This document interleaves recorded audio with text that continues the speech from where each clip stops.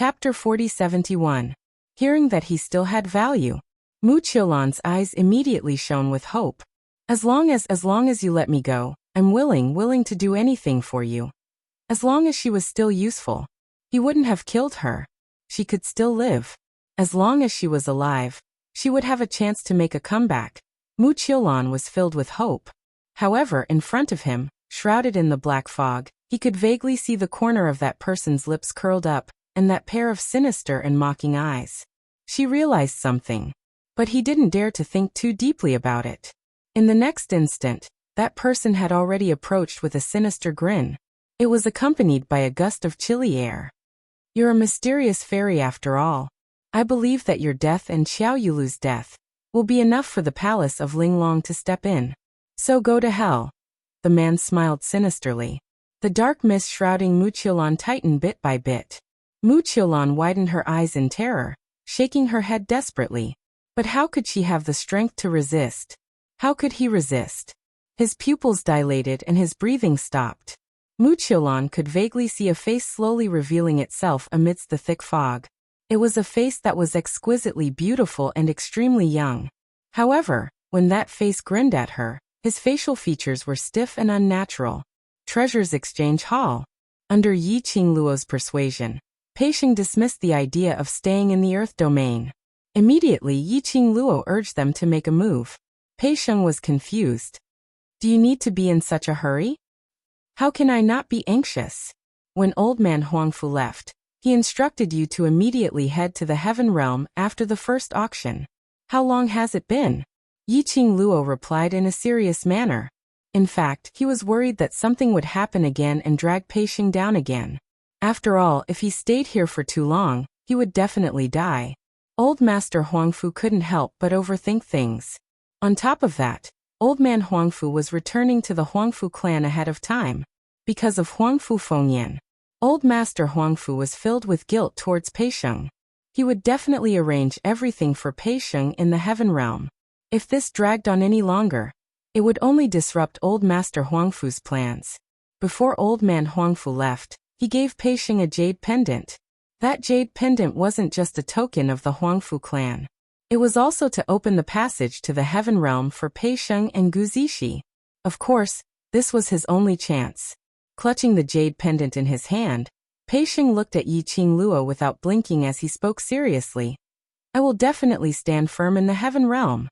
Zishi and I will wait for you in the Heavenly Realm. Yi Qingluo nodded. I believe you can do it. I hope by then, I can see your growth. He gave a few more instructions. Yi Qingluo sent Pei Sheng and Gu Zishi to the Heaven Realm's passageway. The two figures disappeared along with the passage. Yi Qingluo then retracted her gaze. She stretched her waist lazily and leaned into Dmo Xian's arms. Another two people are missing. We need to hurry. We also need to head to the Heaven Realm. As she spoke, she threw a bunch of keys in her hand to Lao Lai. Old Lai subconsciously caught the key and looked at Yi Qingluo in puzzlement. Sheng and Zishi have left. I'll leave the treasure gathering to you. Yi Qingluo said it lightly. Old Lai immediately threw the keys in his hand to Gui Wu. I don't know anything and I'm going back to the Hell Palace. What's the use of this treasure gathering trading hall? He was a man from the Hell Palace. Chapter 4072. Are you silly? Yi Qingluo rolled her eyes at him. If I were to hand over all the treasures to you, I wouldn't be at ease. Gui Wu glanced at the key that was thrown at him, and dodged to the side. The key was about to fall to the ground. Lao Lai had no choice but to catch the key and hold it in his hand. Then what do you mean? With Treasure Gathering's current reputation, it's not worth it to close the shop. Yi Qingluo said. Moreover, the treasure gathering is Sheng's blood and sweat, and is also Sheng's obsession. To close it just like that. Although Sheng won't say anything, but in his heart, he will definitely feel upset. She paused for a moment, and then continued. That's why I'm saying, this gathering of treasures for the sake of camaraderie and profit, can continue to operate. You definitely won't stay in the land for long. Who will care about the treasures that you leave behind? Lao Lai asked. Yi Qingluo replied. Isn't there still Qiao family? Qiao family? Let the Qiao family manage it? Wasn't this the same as giving the treasure exchange hall to the Qiao family? The key will belong to your underworld palace, while the treasure-gathering trading house will be managed by the Qiao family. Every month the underworld palace will split the profits. Isn't that enough? Yi Qingluo raised her brows as she looked at old Lai. Lao Lai's eyes widened. In other words, the Hell Palace and the Qiao family will work together? Under the situation of mutual restriction. Indeed, neither side dared to have any evil thoughts. Yi Qingluo's lips curled upwards as she smiled at old Lai. Don't tell me. Hell Palace doesn't want to earn some extra crystals? Old Lai. All right, he thought. Although the underworld palace did not lack crystal stones. If they didn't have any spar, they could still go outside to fight for them. However, this share was the crystals that he had earned himself. What if he couldn't get it outside? He could still snatch his spar. Then it's decided happily. I'll discuss with Patriarch Qiao later. Yi Qingluo clapped her hands as she made the final decision. Lao Lai had no objection at all. He happily put away the key. Gue Wu shot a glance at Yi Qingluo. When do you plan to go to the heavenly realm? In the near future. Yi Qingluo thought for a moment. Mu Qiulan's matter has come to an end, and the impostor's matter has also been settled. Let's wait for the balance historian's side to completely confirm that the Earth domain will not suffer any sudden attacks from the Palace of Seclusion during this period of time. A completely different calmness and vicissitudes of life appeared on Gue Wu's cold and handsome face. He seemed to smile. It was a very shallow curve. You really treat the matters of the Earth domain as your own business. Yi Qingluo shrugged her shoulders as she spread out her hands. No choice. Who asked me and Palace of Darkness to be mortal enemies? Palace of Darkness can't wait to kill me, and I can't wait to kill them. This matter concerns Palace of Darkness, so of course I have to treat it seriously. Let's not talk about these things. Zomo's long and narrow almond-shaped eyes lifted, and he leaned over with a smile. The matter of the impostor has been resolved? What I'm more curious about is, who exactly is that impostor? As he spoke, he stroked his chin. To be able to imitate the venerable emperor so vividly. TSK, if it wasn't someone familiar, how could he imitate it? Yi Qingluo took a look at Dmo Xian before shifting her vision onto Zhou Mo, who was smiling cheekily. I'm more curious than you to know who that impostor is. What? Didn't they say that the problem with the impostor was solved? You still don't know who that person is? Zhou Mo had an expression of disbelief. Yi Qingluo spread out her hands. He was the one who settled it and refused to tell me who the person who impersonated him was. Chapter 4073. Zhou Mo had just finished his words. Gue Wu, Old Lai and the rest tacitly distanced themselves from him. Even Kitty Li shook her little ears and wagged her tail as she shrank behind Yi Qingluo. Zhou Mo looked around and saw that the few of them had distanced themselves from him. He helplessly spread out his hands. What I asked, isn't it what you want to know? Moreover, what I said was not the truth. The few of them stood a few steps further away. They shook their heads in unison. This was absolutely not what they wanted to know. Don't push the blame to them. Sai, you guys are too. Before he could finish his words, a cold gaze fell onto Zhou Mo. Dmo Xian's face was solemn and cold as he looked at Zhou Mo calmly. His gaze was like ice, very breathtaking. No matter how Zhou Mo ignored it, that gaze followed him like a shadow. Several breaths later, Zhou Mo raised his hand, indicating his surrender. Fine, I won't ask any more, all right? Dmo Xian's cold gaze swept past him and retracted it. This makes me feel that there's something fishy going on. This sound was extremely soft. It was him who was mumbling. He hadn't finished mumbling. Zhou Mo suddenly let out a miserable, ah. His entire body flew out and crashed onto the ground. His limbs were facing the sky as he fell into a state of confusion. His mouth kept on howling, ouch, ouch. That tall man who stood beside the young lady slowly smoothed his sleeves. Purple clouds billowed as invisible profound waves surged. Damn. I can't even complain. Do you need to be so cruel?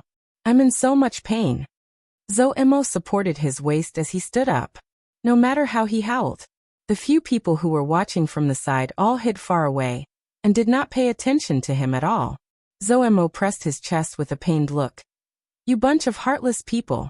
Succumbing to the tyranny of the overlord. And little wild cat, I'm already injured to this extent and you don't even feel sorry for me. Kitty Lee popped out her little head from behind Yiqing Luo. You're courting death, Kitty won't accompany you. Kitty will stand with sister on brother-in-law's side. Zoemo. F***ck, he was so angry that he wanted to vomit blood. What should he do? Dmo Xian shot a glance at that handsome fox-like face which was now twisted into a ball as he sneered. Don't say anything that will affect the relationship between this lord and Lil Luo. Or in front of Lil Luo. I was just King kidding. Zoemo gritted his teeth. Even jokes won't do. Dmo Xian raised his eyes slightly, his vision fixed on him. His gaze swept over. Zoemo was instantly terrified. He shrank his neck and didn't say anything else. This farce had actually eased the atmosphere among the crowd quite a bit. Yiqing Luo smiled as she looked at Zoemo, who was still holding onto her waist and pressing onto her chest while stretching out his hand towards Kitty Lee, howling as a sliver of helplessness flashed past her eyes. It could be seen that Dmo Xian did not go all out. Zoemo didn't suffer any substantial injuries. It was just purposely howling there to attract the attention and concern of a certain cat. She didn't expose him. Instead, she raised her eyebrows and looked at the solemn man beside her. To be honest, she was also very curious. Who was the person who impersonated Dmo Xian? To tell the truth, that impersonator impersonated Dmo Xian. Some of his actions, mannerisms and tone were extremely similar. If it wasn't for the fact that she understood Dmo Xian too well, between her and Dmo Xian, there was a kind of unknown connection. Chapter 4074. But Dmo Xian didn't seem to want her to know who the other party was. Yiqing Luo raised her eyebrows. Could it be that Zomo's big mouth was right? What kind of unspeakable relationship did the imposter have with him? This thought had just surfaced in his mind. Her body was suddenly pulled by someone, and she fell into the man's broad embrace. Her chin was clasped by the man's slender fingers. She lifted it up forcefully and locked eyes with him. His eyes, as deep as ink, seemed to gather in the vast rain. With a single glance, Yiqing Luo's heart seemed to be bewitched for a moment, as she felt dizzy for a moment. This was a man's face. She really couldn't get tired of it. For the rest of her life. Every time he suddenly flirted with her like this. All of them were able to stir up her maiden heart. You don't believe me? Dmo Xian narrowed his peach blossom eyes, reflecting a dangerous message. He just swept a glance at Yiqing Luo's expression, and he could tell what she was thinking about. Yiqing Luo blinked her long eyelashes. No. Do you want to know who the imposter is? His thin lips curled up. His smile was devilishly charming. It made Yiqing Luo's heart skip a few beats uncontrollably. Her lips felt dry. She coughed and shook her head. No. Dmo Xian slowly loosened his grip on her, but he didn't let go completely. His thin lips curled up and he smiled devilishly. Since you don't want to, then I won't say it. Yiqing Luo. He had fallen for the honey trap again. At the end of the day, he still didn't want to ask about the imposter. He didn't want her to know. She could investigate it herself. Yiqing Luo's idea soon got the chance to execute. That was after treasure gathering, and everyone had lunch. Yiqing Luo stayed in the treasure gathering to tidy up some of the more precious items, in case when Hell Palace and Qiao Palace worked together to manage the treasure gathering, there might be some disputes due to benefits. Seeing that Gui Wu, Old Lai and the others were gathering treasures, Dmo Xian then left to settle some matters. Before he left, he specially tugged Yiqing Luo as he instructed seriously. I'll come pick you up 4 hours later. Stay in the treasure gathering obediently and don't go anywhere else. Do you understand? His tone made it seem like he was treating her as a troublemaker. Was she a troublemaker? It was clearly trouble that came to find her, all right? She had always been obedient and never took the initiative to look for trouble, okay? Grievance. Yiqing Luo put on a sour face as she sent Dmo Xian off, and went back into the treasure house. Just before Dmo Xian left for half an incense stick of time, Yiqing Luo was rummaging through the treasure's warehouse. Suddenly, He heard a few soft noises coming from the darkness. She was the only one in the warehouse. Gue Wu and the others were all in the hall calculating the accounts. How could there be other people in this warehouse? Yiqing Luo's expression congealed, and her gaze turned sharp as she quietly approached the direction where the sound came from. Just as he approached, a purple streak of light flashed before his eyes. When he raised his head again, he could only vaguely see a slender figure disappearing before his eyes. Yiqing Luo's eyes sunk as she looked around. He saw that nothing in the warehouse had been touched. She frowned and looked in the direction where the voice disappeared. He quickly caught up with her. That figure was obviously trying to seduce her. When she chased after him, the figure flashed again and disappeared before her eyes. Yiqing Luo's brows creased even tighter. Was this another trick from the secluded palace? Wasn't it over after making use of the King of Darkness the last time? Now they came up with a new trick again. Chapter 4075. She stopped in her tracks, narrowed her eyes and scanned the surroundings, alertly releasing her perception. Suddenly, her gaze paused. His line of sight was fixed on the purple figure standing under a huge banyan tree not too far away. His luxurious purple robe fluttered in the strong wind like rolling clouds. Especially, his face was peerless and extremely handsome. Just a glance was enough to make one sink into it. But after Yiqing Luo swept a glance, the expression on his face revealed a mocking smile that wasn't a smile. Her half-squinted eyes reflected a piercingly cold light. She retracted her vigilance, crossed her arms over her chest, and looked at that person with ridicule. That person slowly raised his head and met her gaze. Their eyes met. His peach blossom eyes that were as deep as an abyss seemed to be filled with a pool of spring water. His red lips curled upwards, with a hint of demonic charm. He stood on the branch and reached out a hand to her. His voice was deep and gorgeous, extremely sexy. "Little Luo'er, come here." Yiqing Luo's pupils contracted slightly. The frivolous smile at the corner of his mouth became even wider. She raised her eyebrows and smiled at him. The two of them stared at each other for a long time. The man retracted his hand and smiled helplessly. "As expected, I still can't fool you." Yiqing Luo scoffed lightly. The man's sleeves fluttered as he flew down from the tree and landed in front of Yiqing Luo. That face, which was exactly the same as Dmo Xian's, was reflected in Yiqing Luo's pupils from a close distance. "Do you like to pretend to be Xian so much?" Yiqing Luo smiled faintly. The man lowered his eyes and looked deeply at the young girl in front of him. His eyes were filled with warmth. The look in his eyes made her very uncomfortable. Such a gaze.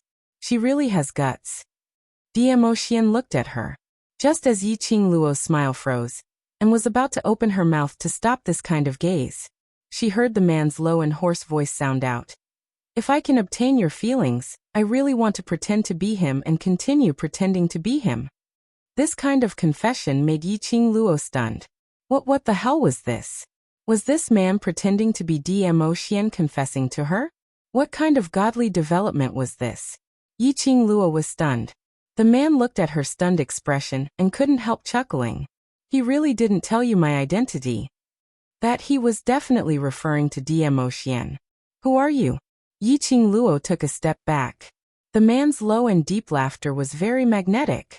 That voice was exactly the same as Dmo Xian's.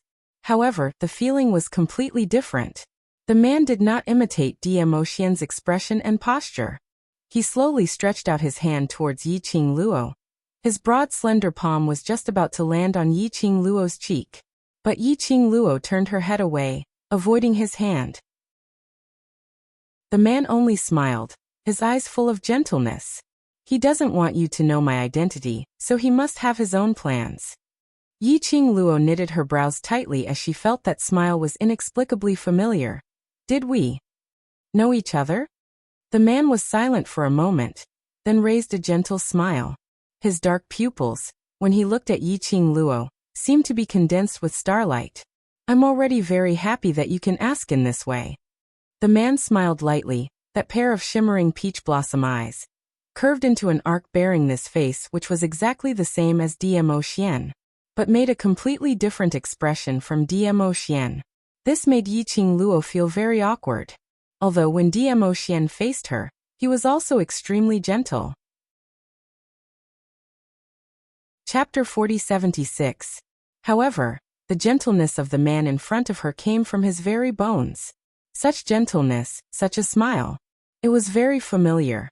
Yi Qingluo's slender brows creased tightly into a bundle. He glared at the man. The man stared at her until he couldn't help but chuckle, his chest heaving up and down. You want to know my identity so badly? Yi Qingluo's gaze was sharp as she replied simply, yes. Is it because you're curious about me, or because you're curious about my familiarity? The man asked with a smile. Yi Qingluo shook her head, neither. The man, huh? Then, why do you want to know who I am? Yi Qingluo replied, I'm just curious, how did you manage to impersonate Xian? You and Xian. What relationship do you have? The man's smile froze on his face. He had to admit it. Yi Qingluo's sentence was really pricking his heart. He thought that Yi Qingluo was curious about him, so she wanted to know his identity, which was why she followed him here. But who would have thought Yi Qingluo was merely because of Dmo Xian? Because he was able to impersonate Dmo Xian, and had an incomparable understanding of Dmo Xian. That was why she wanted to know his identity. The smile on the man's face gradually revealed some bitterness. He hung his head.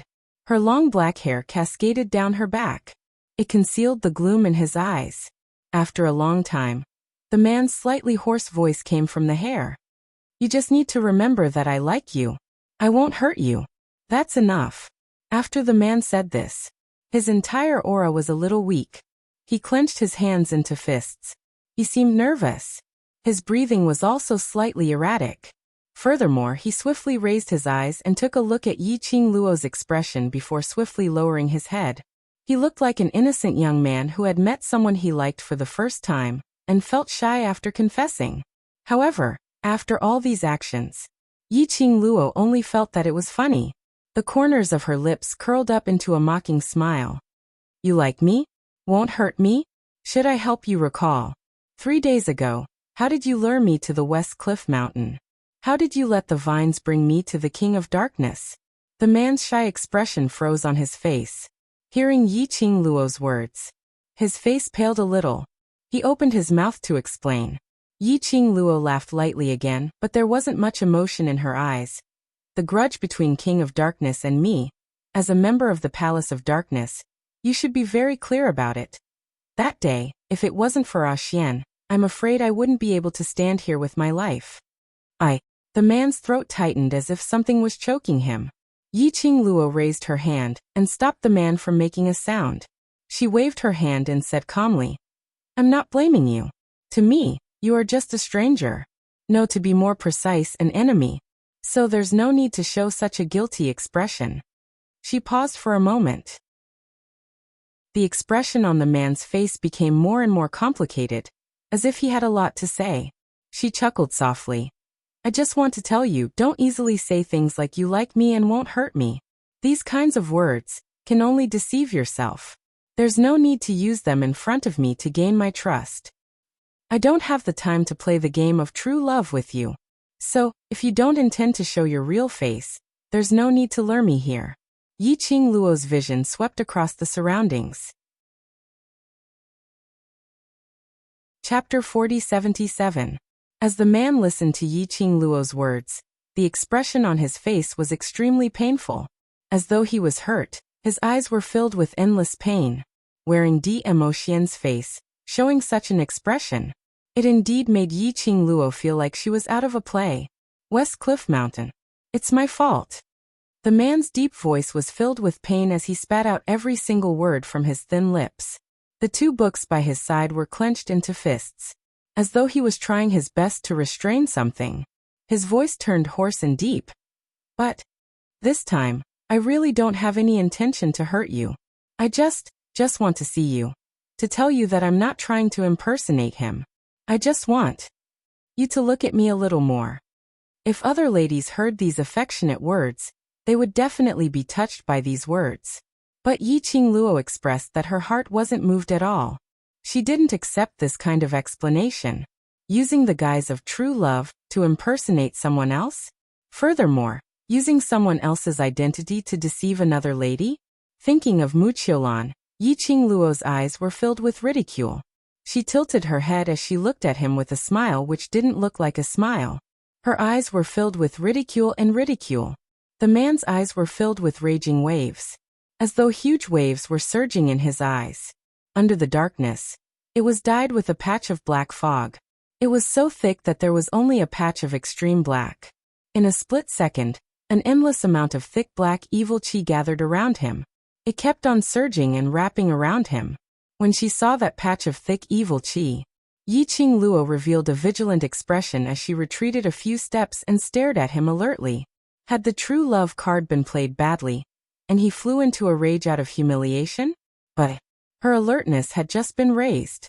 The next moment, the man in front of her seemed to have extinguished, and in a blink of an eye, he regained his previous warmth. He looked at Yi Qingluo's vigilant expression as a glint of pain and hurt flashed past his eyes. "Sorry, I didn't mean to scare you," the man said hoarsely. Yi Qingluo frowned slightly as she looked at him indifferently. "Don't go so far as to scare me." But from the evil qi that was overflowing from his body, and the action of quickly retracting the evil qi, in Yi Qingluo's heart, a vague guess surfaced. He was still pondering over this conjecture. In her ear, the man's hoarse voice, with a slight urgency sounded, also interrupted her thoughts.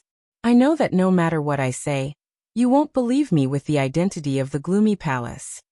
The man lowered his head, the shadows blocking his expression. "While saying that I'm in love with you, I also know that you must be laughing at me in your heart, thinking that I'm dirty." In the end, there was a hint of self-mockery in his tone. Yi Qingluo's slender brows creased even tighter. He had almost confirmed a certain thought in his heart. She pursed her lips and deliberated for a moment before saying, "To be honest, what you and the mysterious maiden of Shadowless City want to do has nothing to do with me. But using Xian's face and identity to tangle with the mysterious maiden of Shadowless City, I can't just sit back and watch." At the end of the day, it was because the person he was impersonating was Dmo Xian. His actions had affected Dmo Xian. Therefore, that was why she cared so much. The man's gaze dimmed a little. The next moment, the young lady's indifferent words shattered all the hope in his heart. Chapter 4078. Didn't care, because she didn't care about him. So she didn't care if he was dirty. The man chuckled softly. His laughter was full of bitterness.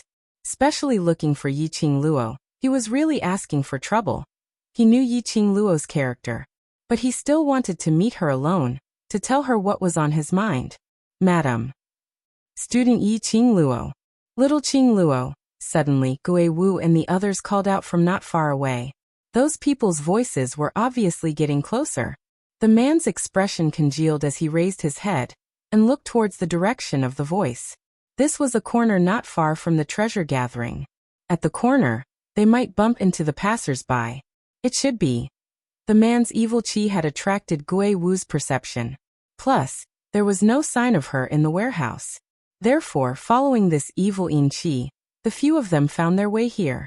As the footsteps got closer, the man's expression became more and more solemn. He took a look at Yi Qingluo, his thin lips pursed into a line. His hands, which were hanging by his side, slowly rose and curled up, making a defensive posture. Those three people came over. Plus Yi Qingluo. Today he would not be able to escape even if he had wings. But just as the footsteps were nearing the corner, the young lady's clear voice suddenly rang. "You guys go back to the treasure gathering first, I'm fine." The approaching footsteps stopped. After a few breaths of silence, Gui Wu's deep voice was heard. "Are you sure?" "Yes, I'll go back immediately," Yi Qingluo replied. At the corner, they could vaguely hear Old Lai and Gui Wu arguing, about to rush over. But they were forcibly dragged away by Gui Wu.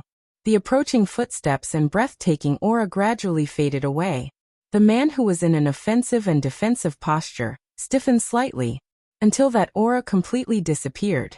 This time he moved his body, his eyes overflowed with joy. "You don't want to kill me?" Earlier, he only needed Yi Qingluo's call. There was no way he could escape today. But Yi Qingluo let those people leave. Did this mean that in Yi Qingluo's heart, he still had a place for him? Go. Yi Qingluo's eyes were calm, as if she didn't notice the man's eyes burning. The man's thin lips raised into a smile. With Diemo Xian's face, that smile was enough to topple cities. But Yi Qingluo's heart was still unperturbed. This time, take it as me returning your favor. If there's a next time, I won't be merciful. Yi Qingluo threw this sentence and turned around to leave. Behind her, the man's voice tightened as he murmured the word favor. You know who I am. To be able to control the evil qi in the palace of gloomy shadows. Other than you, I can't find a second person. Yi Qingluo didn't turn back as she walked past the corner and disappeared from the man's sight. At this moment, the man seemed to have lost all his support and fell to the ground. He stared blankly at Yi Qingluo's departing figure. Suddenly he chuckled. His wide palms covered his face, covering his reddened eyes, as well as the sparkles that were seeping out of his eyes. Ah, ha ha ha. She finally recognized him. In the end, it had pushed the distance between the two of them even further. Yi Qingluo had only walked for tens of meters when she saw the three people standing in front waiting for her. Yi Qingluo went forward to welcome them. Chapter 40-79. Yi Qingluo knew that these few people were concerned about her, so she didn't hide it, impersonating Xian's men. Zhou Mo exploded at once. He pretended to be a venerable sovereign and caused so much trouble. Why didn't you seize the opportunity to catch him? Why did you let him go? He had long known that the person who met Yi Qingluo was an impostor. He should have rushed over. Of course, he didn't rush over to catch the impostor to avenge the venerable sovereign. She simply wanted to know who that person was, to satisfy his interest in gossiping. Yi Qingluo indifferently glanced at him, and from his expression, she knew what he was thinking in his heart. Yi Qingluo rolled her eyes as she ignored him. Madam, you won't let us go over. Does it mean that you already know who the impostor is? Lao Lai also came over and asked nosily. Zhou Mo immediately pricked up his ears. But Yi Qingluo didn't give an answer to this question. He just walked straight towards the treasure trove. She lowered her eyes and in her mind, she recalled that face which was exactly the same as Diemo Xian's, but the expression was entirely different.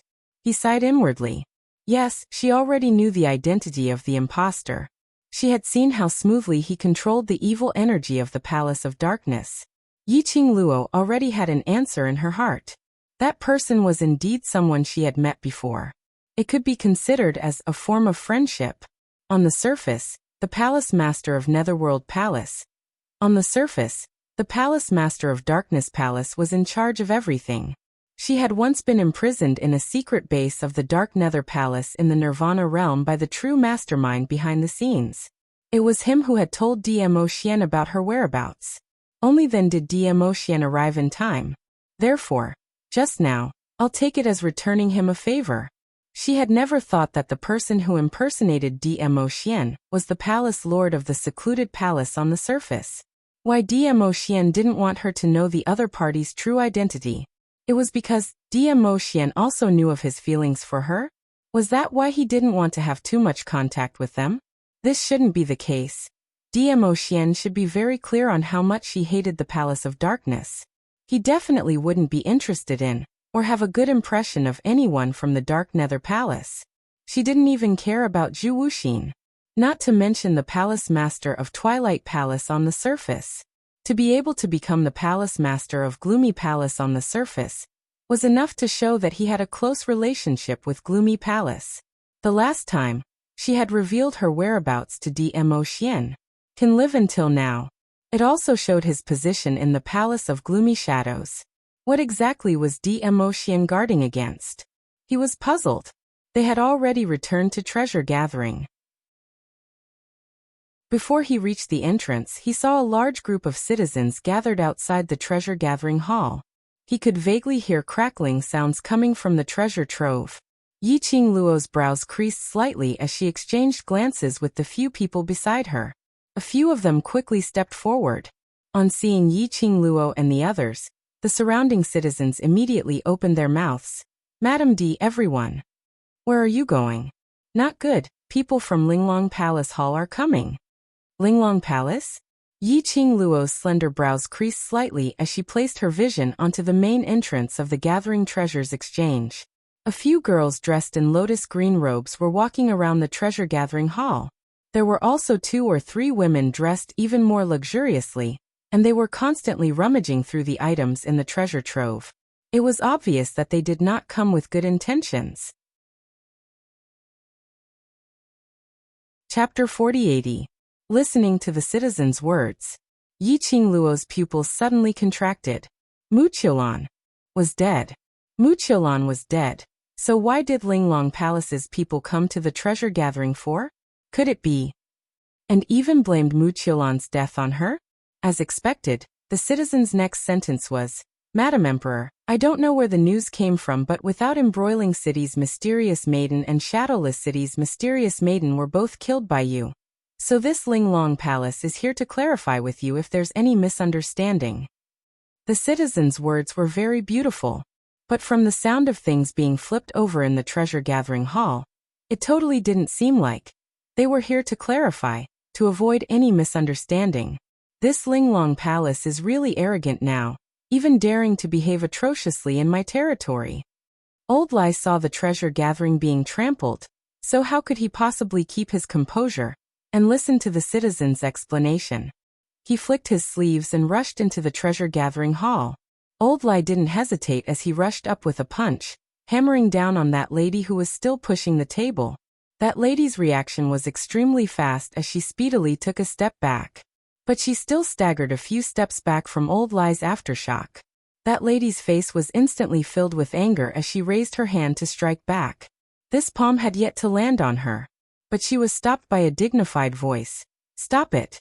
When the lady heard this voice, it was like a mouse seeing a cat as she was so frightened that she shrunk back. This angry shout made Yi Qing Luo look towards the direction of the voice. She saw a lady around 30 years old sitting in the corner of the treasure-gathering hall at the guest area. The lady's expression was grave and stern, not angry but imposing. Just by sitting there, she gave off an extremely strong pressure. She stood up as she looked calmly at Old Lai. Her imposing aura might be useful against those 2 ladies from Linglong Palace, but, to Old Lai, it was totally useless. Old Lai turned his head and met the lady's gaze as he raised his head and sneered. Yo, isn't this Linglong Palace's Grand Judicial Elder? Why, you heard that I'm here at the treasure-gathering hall, so you brought your men to wreck my place? The lady frowned as she replied impatiently. This elder's motive for coming here has nothing to do with Hell Palace. Unrelated? King destroyed my shop that I just got. And now you're telling me that it has nothing to do with me? Old Lai spat on the ground, pointed at the woman and cursed. Great judge, who was the one who smashed these things in the treasure-gathering exchange house? Which hand and which leg did it? Either you chop off their arms and legs, or I won't let you off. He was so domineering that he didn't even care that the person in front of him was a woman. Well, for Old Lai, gender was not important at all. More importantly, he was extremely displeased. The few people from Linglong Palace probably didn't expect that they would run over to question Yi Qing Luo and capture her. However, it had been messed up by Old Lai from the Underworld Palace. If they took action against Old Lai, that was the entire Underworld Palace. It wasn't that the Linglong Palace was afraid of the Hell Palace. However, the Underworld Palace was simply too difficult to deal with. If it was possible, they wouldn't even want to look at the people from the Underworld Palace. The first judicial elder tried to suppress the anger in his heart and coldly said, Old Lai, I advise you not to push your luck.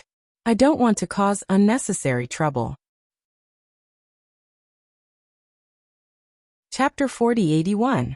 Grand Judicial Elder took a deep breath. Linglong Palace will bear all the losses of the treasure exchange.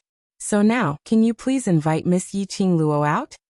Just bear all the losses? Is this matter that simple? Old Lai was unforgiving. Then I'll bring my brothers from Hell Palace to your Linglong Palace for a while, and then bear all the losses. Are you willing to do so? Grand Judicial Elder was apparently suppressing his anger, almost causing an internal injury as his features contorted. Old Lai snorted. I've already made it clear, whoever smashed it, which hand, which leg touched the things in my shop. Punish yourself obediently, otherwise. Humph humph humph. The three ladies from Linglong Palace were so frightened that their faces turned pale, as they looked at Grand Judicial Elder pleadingly. Grand Judicial Elder naturally couldn't do anything to the people he brought along. If he really did something, if today's news were to spread, that Linglong Palace was afraid of Hell Palace, so they didn't hesitate to cripple their own disciple in order to protect Linglong Palace. If this kind of gossip were to spread, if Linglong Palace came to question Yiqing Luo, they would lose half of their imposing manner. Immediately, Grand Judicial Elder pounded the table. In that case, Hell Palace is determined to go against Linglong Palace. Don't King flatter me. Old Lai spat again. Do you still want to escalate the matter to two forces? Do you think I'm afraid? Heh. But you have to be clear, it's your Grand Judicial Elder who used Linglong Palace's name to declare war on Hell Palace, and not me representing Hell Palace to go against Linglong Palace. Old Lai's logical rebuttal made Grand Judicial Elder tremble nonstop. Old Lai gleefully winked at the crowd. Heh, trying to go against Yiqing Luo in front of him? He, Old Lai, could make Linglong Palace doubt their lives. Good. Good. What a Hell Palace. Old Lai, I'll remember you. Grand Judicial Elder's hand trembled as he pointed at Old Lai, sneering. She flicked her sleeves in anger, and led the few of them towards the entrance of the treasure exchange. Old Lai was still clamoring behind him. Don't forget about the loss of the treasure gathering. You're a dignified Great Judicial Elder.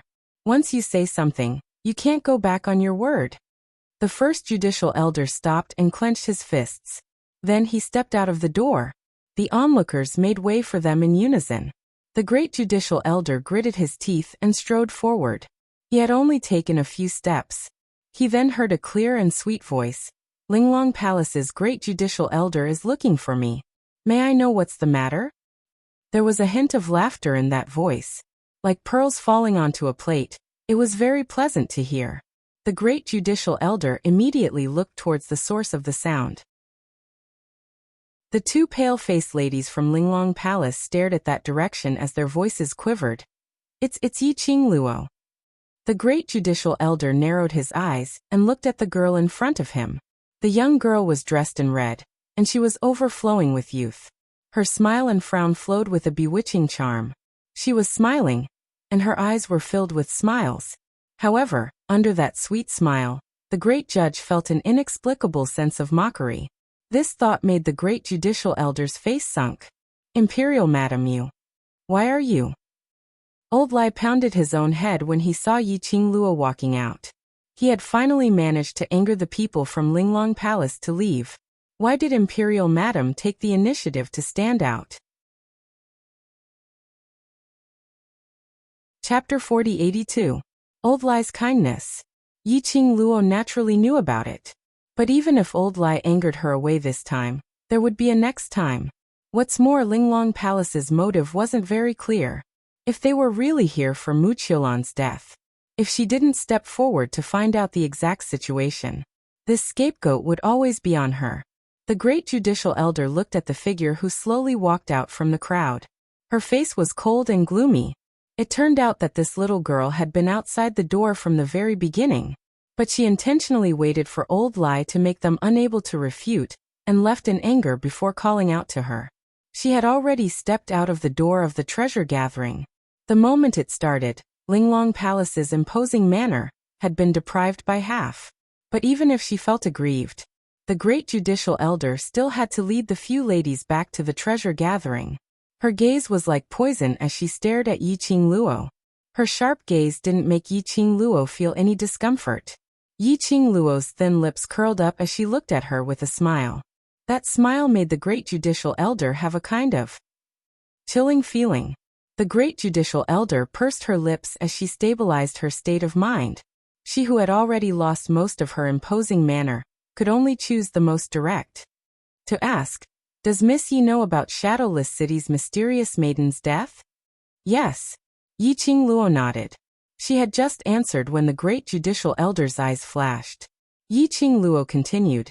Outside the treasure gathering, I roughly heard about what happened.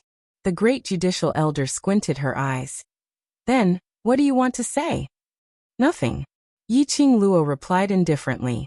The great judicial elder's expression suddenly stiffened. In that case, you admit that you killed Shadowless City's mysterious maiden? Admit? Yiqing Luo tilted her head as she chuckled. When did I admit it? Regarding the news of Shadowless City's mysterious maiden's death, you have nothing to say, isn't that a tacit admission? The lady standing behind the great judicial elder frowned as her cold expression was filled with hostility. Immediately, she turned her head and whispered into the great judicial elder's ear. Great judicial elder, this lady is extremely cunning.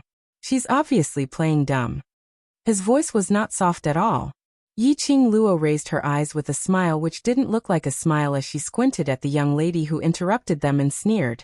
Hall Master Ji, it's been a long time since we last met. Aren't you going to greet me when you see your savior? The woman's body immediately stiffened. Yiqing Luo raised her eyebrows and looked at the grand judge. Are the people from Linglong Palace so ungrateful? You. That lady's face turned pale as she pointed at Yiqing Luo and stared at her furiously. His mouth moved, but he didn't know how to refute. Being criticized by a junior in such a haughty manner, the grand judge's face darkened. What do you mean? Yiqing Luo slowly picked up the chairs which had been kicked over from the ground as she spoke out slowly. Don't tell me. The great judicial magistrate doesn't know that I had once saved the two of you, Hall Master Ji and Hall Master Lu? Weren't the ones who pushed the tables and smashed the items in the treasure-gathering hall the escorts invited by the auction previously? Hall Master Ji and Hall Master Lu? Back then, as soon as the crisis of the auction was resolved, Xiao Yulu also died inside. Yiqing Luo didn't pay attention to these unimportant people, and what happened next? These two hall masters also took advantage of the chaos to escape back to Linglong Palace. She had not expected. They actually followed the great judicial magistrate and ran over to Without Embroiling City. Chapter 4083. When the grand judge heard this, his sharp gaze immediately shot towards the two hall masters. From her attitude, Yiqing Luo knew that after these two hall masters returned to the Linglong Palace, they probably hadn't told the Linglong Palace about what happened in Without Embroiling City. Looking at how aggressive the Linglong Palace was when they came to gather treasures today, could it be that even Xiao Yulu's death was blamed on her?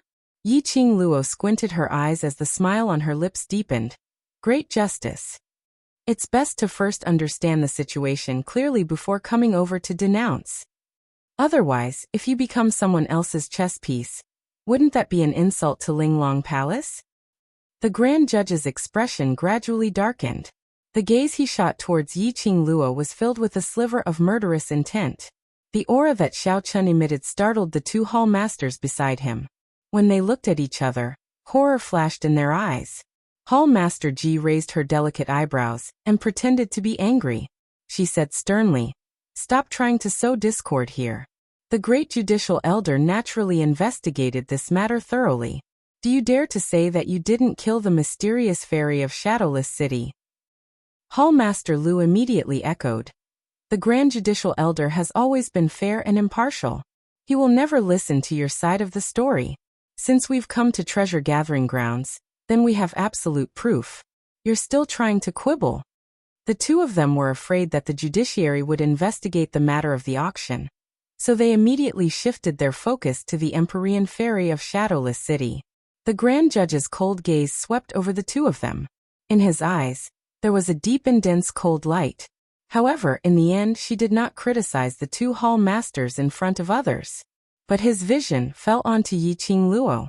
His expression was as cold as ice, and his eyes were sinister, as if he wanted to skin her alive. The Empyrean maiden of Shadowless City died in the Qiao family. According to the bystanders, the Qiao family head was ordered by you to lock her up in the room. Yiqing Luo crossed her arms in front of her chest. You still left out one person. Her voice paused for a moment, and her smile deepened. She spat out 4 words one by one. Dizun Diren. Locking Mu Qiulan in the Qiao family wasn't just Yiqing Luo's idea. This was also Di Emotian's intention. He even ordered 2 hall masters of the Emperor Palace to stand guard there. The Grand Magistrate deliberately did not mention Di Emotian. They didn't want to provoke the Emperor Palace. But would Yi Qingluo let her wish come true?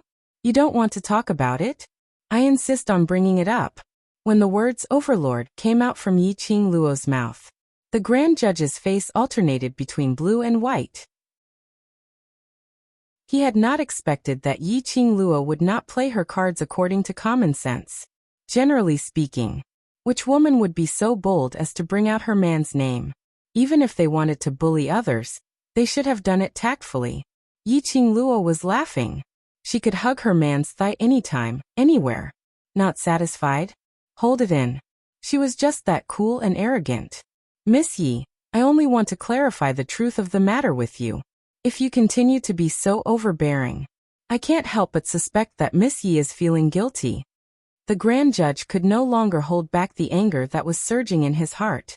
Yi Qingluo totally disregarded the berserk imposing manner released by the Grand Judge. The ridiculing smile on her face grew even more. Heh. Does the Grand Judge treat me as a fool? Kicking chairs, flipping tables and flipping things the moment I come in. Is this called as trying to clarify the truth of the matter with me? Chapter 4084. The hostility in the eyes of the Grand Justice was so violent that it seemed like it was about to set off a storm. The ones who were even more furious were the few good-for-nothings behind her. Unable to accomplish anything, but only capable of ruining things. If it wasn't for the fact that they had pretended to overturn the entire store the minute they entered, they wouldn't have allowed Yi Qingluo to use them as a talking point. It was also because of the actions of these pieces of trash. Their originally surging momentum was being suppressed to the point of being pushed back. From the very beginning, his attitude was like a punitive expedition. But now they were talking to each other in a friendly manner. For the sake of the Linglong Palace's reputation, the Great Justice had to swallow his anger. She clenched her fists tightly and suppressed the raging anger in her chest. She said word by word, "This is indeed inappropriate and the Linglong Palace will take responsibility for it. But before that, please answer my questions, Miss Yi." Yi Qingluo curved her lips. "Great Judge, please ask." The Grand Judge asked, "Have you seen the mysterious fairy of Shadowless City today?" Yi Qingluo replied, "Yes." The Great Judge, "How many times have you seen him?" Yi Qingluo, "Once." "You're lying." Hall Master Lu's big round eyes stared angrily at Yi Qingluo. "How could it be possible that we've only met once?" "Oh." Then Hall Master Lu said, "How many times have I seen her?" Yi Qingluo's brows rose as she teased. Hall Master Lu sneered coldly. "Previously, under the watchful eyes of everyone, you saw the mysterious maiden of Shadowless City once. Then you quietly entered the room where the mysterious maiden of Shadowless City was imprisoned and killed her." When Yi Qingluo heard that, her curved lips started to smile bit by bit. Because of this smile, her beautiful face became even more charming. Almost all the onlookers were dazzled for an instant. "Hall Master Lu, for you to be so detailed, could it be that you saw it with your own eyes?" Hall Chief Lu's expression froze and he stammered, Although I didn't see it with my own eyes, but according to the evidence at the scene, it's you." "Evidence?" Yi Qingluo raised her brows. "What evidence?" Hall Master Lu seemed to have finally found his confidence. He quickly took out a scroll from his pocket.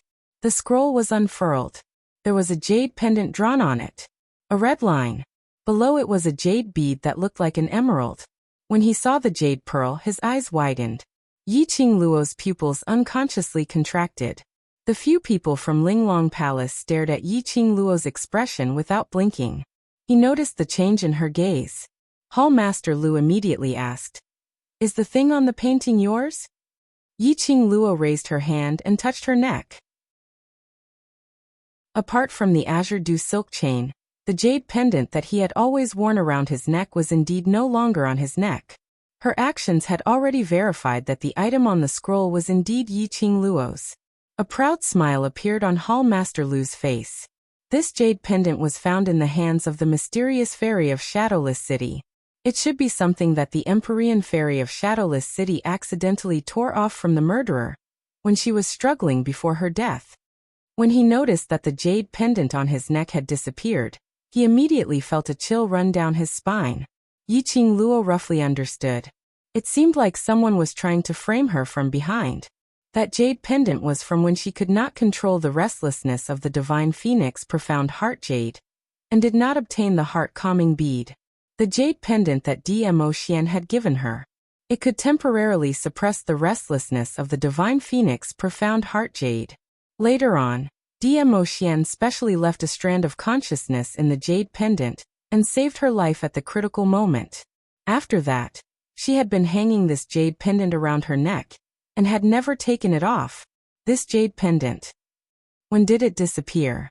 And it even appeared in Mu Qiulan's hands. Chapter 4085. Since Miss Yi has admitted that this jade pendant is indeed yours, then please cooperate with the Ling Long Palace's investigation. The Grand Judge glanced at the two hall masters. The two hall masters immediately went forward, one on the left and one on the right, as they approached Yiqing Luo, wanting to grab her. Yiqing Luo's eyes narrowed slightly, but had yet to move. Old Lai had already rushed forward and slapped one of them away.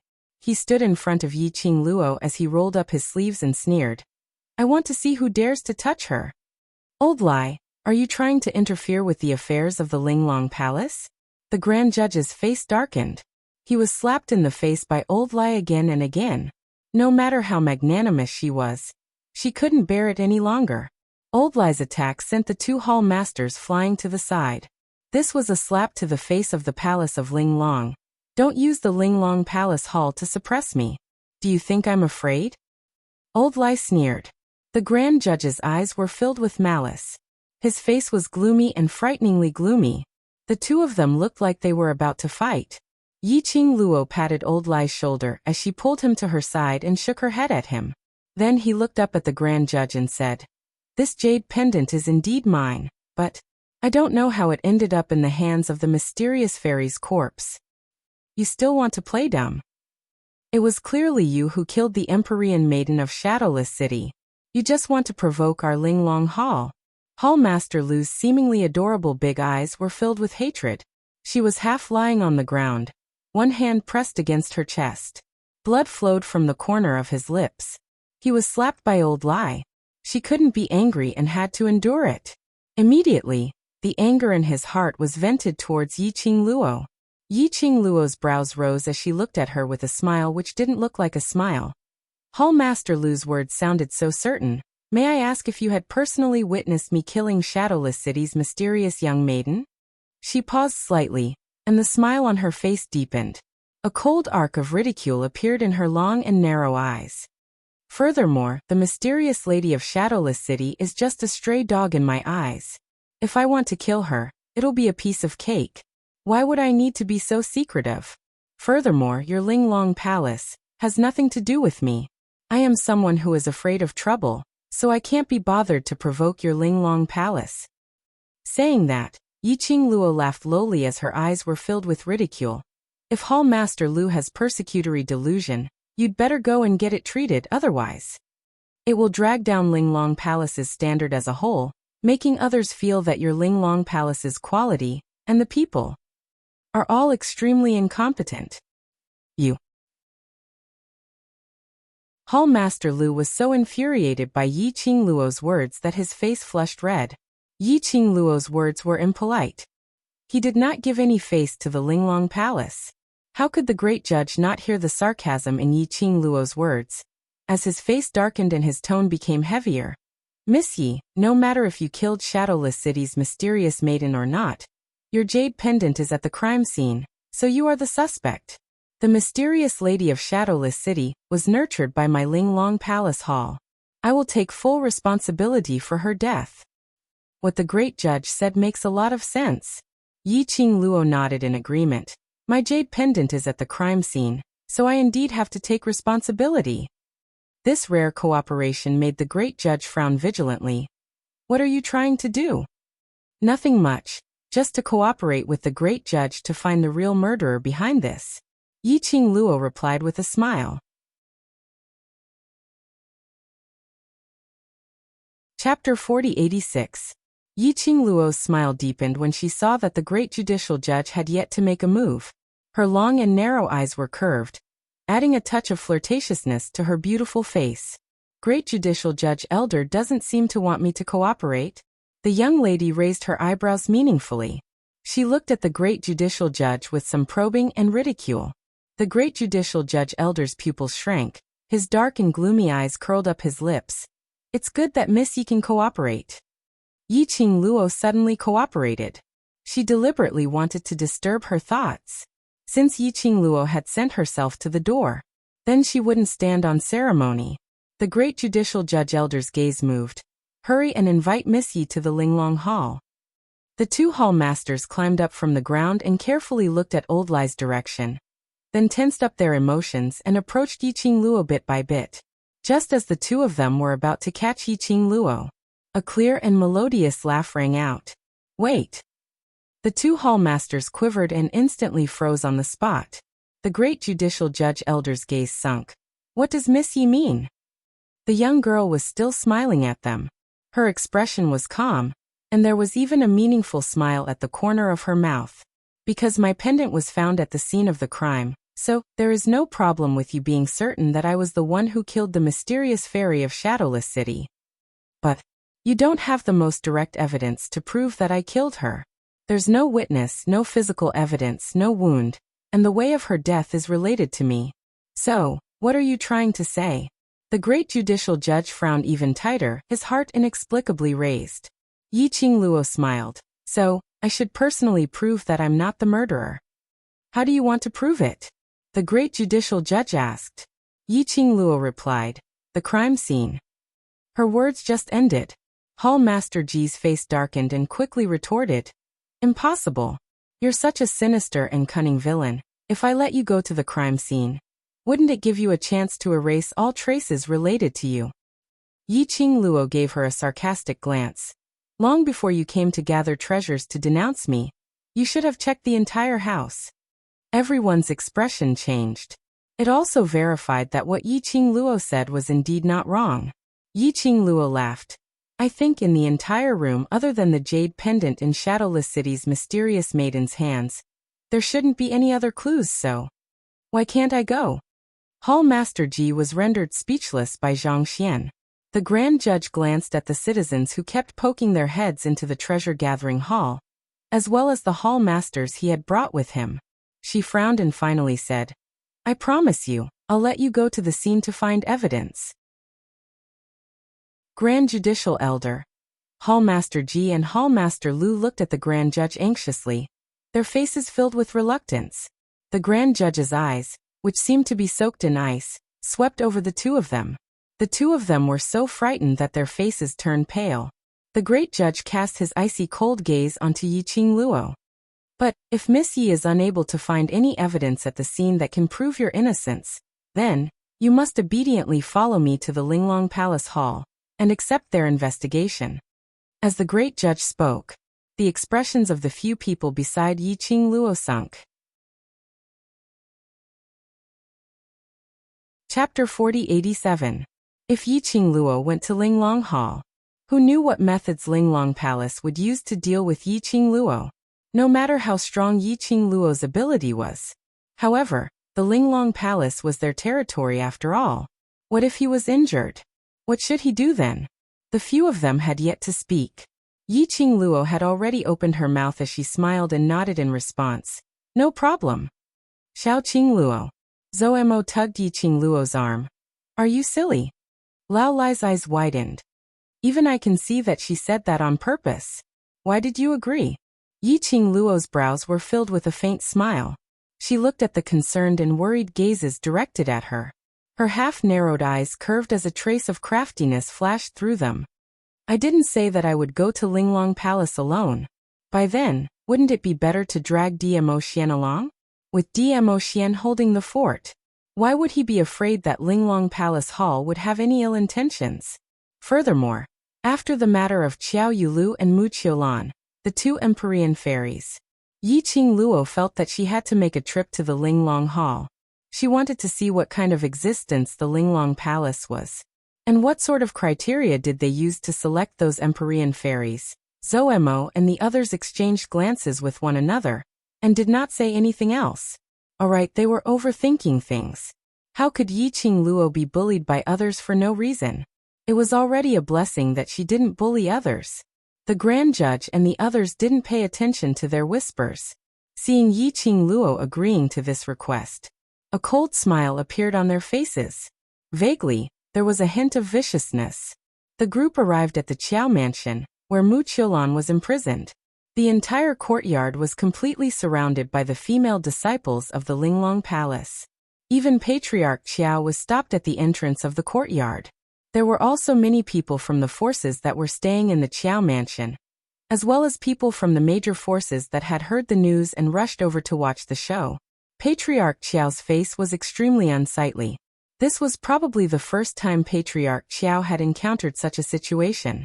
In his own mansion, he was intercepted by an outsider. He felt very aggrieved. But this matter implicated Yi Qing Luo. In order to prevent complications, he had no choice but to endure. When Yi Qing Luo, the great judicial judge, and the others came over, what they saw was such a lively scene.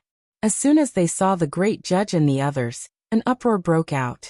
The onlookers moved away one after another. Patriarch Qiao saw Yi Qing Luo, who was walking right in front. Behind her, the two hall masters of the Linglong Palace were following her from both sides. Patriarch Qiao's expression immediately changed. He quickly walked forward and said, "Imperial Madam." Yi Qing Luo gave him a comforting smile as she shook her head. "Patriarch Qiao, I'm so sorry. Because of me, I've implicated you. Luo's Qiaolong Palace. Moreover, the person who died was the Empyrean fairy trained by the Linglong Palace. Qing Luo and Qiao Qing Luo was Qing. Moreover, it would not only be the Linglong Palace, but the Mu Qiulan clan would also be dissatisfied with Patriarch Qiao. I Chen Qing Luo." Patriarch Qiao waved his hand. "Gui Yu, that old man's eyesight is not wrong. My son's eyesight is not wrong either. Moreover, that mysterious maiden from Shadowless City deserves to die." Saying this, his eyes were filled with sarcasm as he shot a glance at the direction of the Grand Judge. Chapter 4088. Qiao family's patriarch was already full of complaints about the Linglong Palace. Actually, his daughter had never been as competitive as she was now. Although the sibling's mother had passed away early, and he was busy with the family's affairs, he did not discipline Qiao Yulu much. But children born in big families would have etiquette instructors since they were young. In addition, he was influenced by what he saw and heard. His personality wouldn't collapse no matter what. Take Qiao Yinyan for example. Although he was a little apathetic, his character was excellent. He never cared too much about his status or had any other ambitions. But Qiao Yulu, ever since she was chosen by the people of the Linglong Palace as a candidate for the Empyrean fairy, from the little sweetheart who knew nothing about the world, she became a competitive and vicious little devil. After that, his temper was out of control. By the time he realized it, his relationship with Qiao Yulu had become estranged, and he couldn't say anything intimate to her. In particular, he couldn't stand Qiao Yulu's actions. Every time he said a few words, Qiao Yulu would look impatient, or she would turn around and accuse him of not having the right to control her. In the end, he went straight to the Linglong Palace. Once he left, he didn't return for several years. They would occasionally meet, but they would always part on bad terms. The last time they met was when Qiao Yulu became the Empyrean fairy and returned to the clan. In family head Qiao's heart, he blamed himself for not teaching Qiao Yulu well in the past. He also hated the Linglong Palace for grooming his daughter into such a character. If not for the Linglong Palace, Qiao Yulu wouldn't have come to this. On top of that, Mu Qiulan, the mysterious lady of Shadowless City, also had such a strange personality. Patriarch Qiao could not help but suspect the Palace of Linglong's method of nurturing the Empyrean fairy. Especially now, the Linglong Palace Hall acted as if it was a matter of course. They wantonly arranged for the Linglong Palace Hall's people to enter the Qiao residence. Even the head of the Qiao residence was blocked from entering. Patriarch Qiao's words were obviously pointing at the Linglong Palace. The Grand Inquisitor's face sunk as he squinted at Patriarch Qiao, but didn't say anything. Instead he looked towards Yi Qing Luo and said calmly, "Miss Yi, go in." Yi Qing Luo's brows rose as she patted family head Qiao's arm lightly. indicating for him to keep calm. Then, under the watchful eyes of the crowd, he slowly walked towards the courtyard. Zoemo and the others followed behind him. Before he could get close, he was stopped by the disciples of the Linglong Palace who were guarding the entrance. The death of the Empyrean fairy of Shadowless City still needs to be investigated. It is not advisable for too many people to enter the scene. Bah. Who knows if you will take the opportunity to lay your hands on my sister? You are a group of bad people. None of you have any good intentions. Kitty Lee glared fiercely at the Grand Judge and reached out to push away the Linglong Palace disciple in front of her. Kitty. Yi Qingluo took a look at Kitty Lee and swept a glance at her outstretched paw. No matter, wait for me outside. Seeing that Yi Qingluo had opened her mouth, Kitty Lee could only retract her hand angrily. Yi Qingluo stepped into the courtyard. The Grand Inquisitor followed closely behind. Kitty Lee's eyes widened as she pointed at the Grand Inquisitor and said angrily, Kitty knew you were up to no good. What do you want to do? Miss Yi is a suspect. If she enters the crime scene alone and destroys the evidence, then it's hard to explain, Hall Master Ji said with a cold smile. Kitty Lee was so angry that her cheeks puffed up. Yi Qingluo's eyes were calm as she shot a glance at Hall Master Ji. Hall Master Ji was so shocked that his face turned pale as he pursed his lips tightly. She then retracted her gaze and walked towards the direction where Mu Qiulan stayed. Chapter 4089. She pushed the door open. A wave of deathly stillness hit her in the face. Mu Qiulan had just died not more than 2 hours ago, but there wasn't much stench in the room. But the moment Yi Qingluo opened the door, she sensed an inexplicable chill. That kind of chill was a little like Eveline Qi, but in the blink of an eye, it disappeared. It was as if what he had just felt was nothing more than an illusion. Yi Qingluo frowned slightly as she glanced sideways at the judicial officer standing behind her. The judicial officer's expression didn't change at all, as though he hadn't sensed anything amiss. Seeing Yi Qingluo's gaze, the judicial officer asked coldly, Miss Yi, have you discovered something? Yi Qingluo carefully sized up the judicial officer again. The judicial officer indeed didn't seem to have sensed the gust of Inqi earlier. Yi Qingluo retracted her gaze and shook her head as she turned her attention back to the room. It was afternoon and there was plenty of light, but there was a white candle lit in the room, and the flame was flickering. The faintly swaying shadows made the entire room look a little more gloomy. Yi Qingluo walked slowly. Her gaze wandered around. She walked all the way to the inner hall, which was the sleeping room. Mu Qiulan was lying on the bed, but her legs were slightly bent and stretched out by the side of the bed. She was lying on her back, and the posture of her arms was twisted. Yi Qingluo saw the piece of jade pendant in Mu Qiulan's hand. The emerald green jade pendant was sparkling with a sparkling light. Yi Qingluo walked forward and stretched out her hand to pick up the jade pendant. The judicial officer's sleeves moved, and an invisible profound energy stopped Yi Qingluo's hand. What are you trying to do? Dirty. Yi Qingluo shot a glance at the judicial officer and took a step back. This jade pendant was given to me by Xian. If she touches it, it will be dirty. Following that, she said indifferently, this jade pendant is merely a tool to draw your attention to me. Now that I'm standing here, this thing should be returned to its rightful owner, right? You mean someone is using this jade pendant to frame you? The judicial officer's eyes were filled with ridicule. Yi Qingluo raised her brows. It doesn't matter if you believe it or not, I don't care. But if someone really framed me, then your Linglong Palace is merely a chess piece in their hands. The Grand Judge pursed his lips and did not speak again. A pair of gloomy eyes flickered with a cold light under the flickering candlelight. Yi Qingluo chuckled as she stepped aside. Grand Judicial Magistrate doesn't trust me, so I'll have to trouble Grand Judicial Magistrate to bring the jade pendant over personally. The Grand Judge's face darkened, and he didn't say a word. I'm sure Xian wouldn't wish for the thing he gave me to be in the hands of a corpse. For such a long time, right?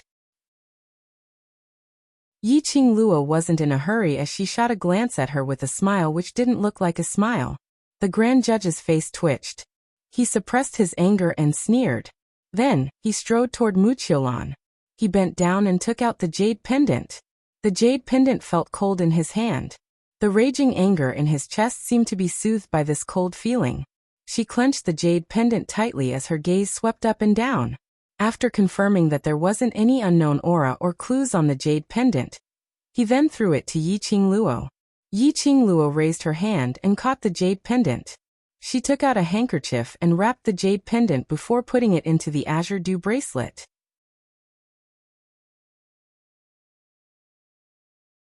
Chapter 4090. Yiqing Luo didn't bother about the grand judge as she walked directly towards Mu Qiulan's corpse. Mu Qiulan died in agony. His entire face was contorted. No matter how he looked at it, it seemed like he was killed by an enemy, making people die so painfully. He must hate her to the core. In everyone's eyes, Yiqing Luo indeed should hate Mu Qiulan. After all, Mu Qiulan and Yiqing Luo were fighting for the overlord.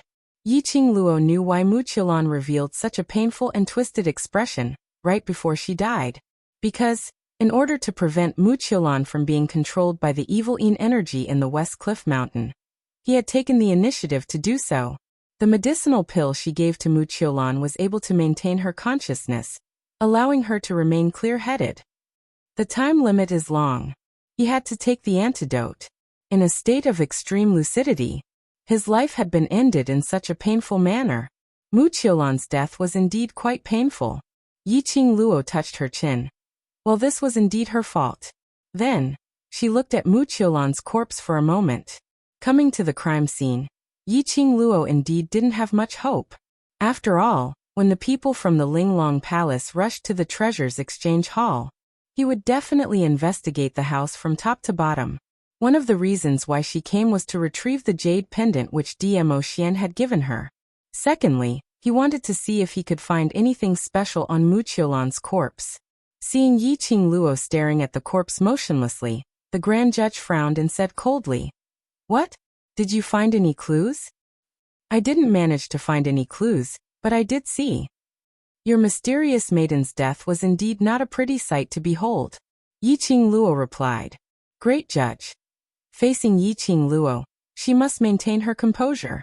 With a sullen face, she sneered and said, "Are you going to keep watching?" "Yes, of course." Yiqing Luo stood by the bed, raised the corner of her eyes and glanced sideways at the Grand Magistrate. She smiled teasingly. "Is the Grand Magistrate worried that I might notice something? Why are you so impatient? Don't think that this elder doesn't know that you're trying to stall for time." The Grand Judge's eyes were also very cold. "You just need to stall for time. This elder has plenty of time." Yiqing Luo scoffed lightly. This judge hated her quite a lot. She was too lazy to argue with the Grand Inquisitor, and continued to look around the corpse. He did not miss a single detail. Suddenly in her mind, Old Man Song's voice sounded. "Hold on, Luo lass, I sensed a different aura from the jade pendant you just threw in." Yiqing Luo was stunned. "What do you mean?" "There's no trace of Mu Qiulan's aura on the jade pendant. It's likely that it was placed in her hands after her death," Old Man Song said. On the jade pendant, this old man sensed a very faint but very clear evil aura. Evil Yin Qi. Was it the same as the Yin Qi that she had sensed when she had just pushed open the door? Old Man Song said. "I'm afraid this is something done by Dark Shadow Palace again. If I'm not wrong, Dark Shadow Palace is planning to use Linglong Palace to detain you in the land domain. To detain her in the earth domain. Could it be, was the secluded Darkness Palace preparing to attack the Heaven Realm? Heavenly Realm. No matter how powerful the person behind the scenes of the gloomy palace was, he would not be able to escape. They probably wouldn't dare to challenge the entire Heaven Realm, right? If he angered the public, the people of the Heaven Realm united, how could the Palace of Gloomy Darkness have a chance to breathe? The Heaven Realm wasn't like Nirvana Realm or the land domain, which was easy to deal with. Would the Palace of Gloomy Darkness take such a huge risk? Chapter 4091. This thought made Yiqing Luo's expression turn grave. Before coming here, she had more or less linked Mu Qiulan's death to the Palace of Umbra. But he also felt that it should be impossible.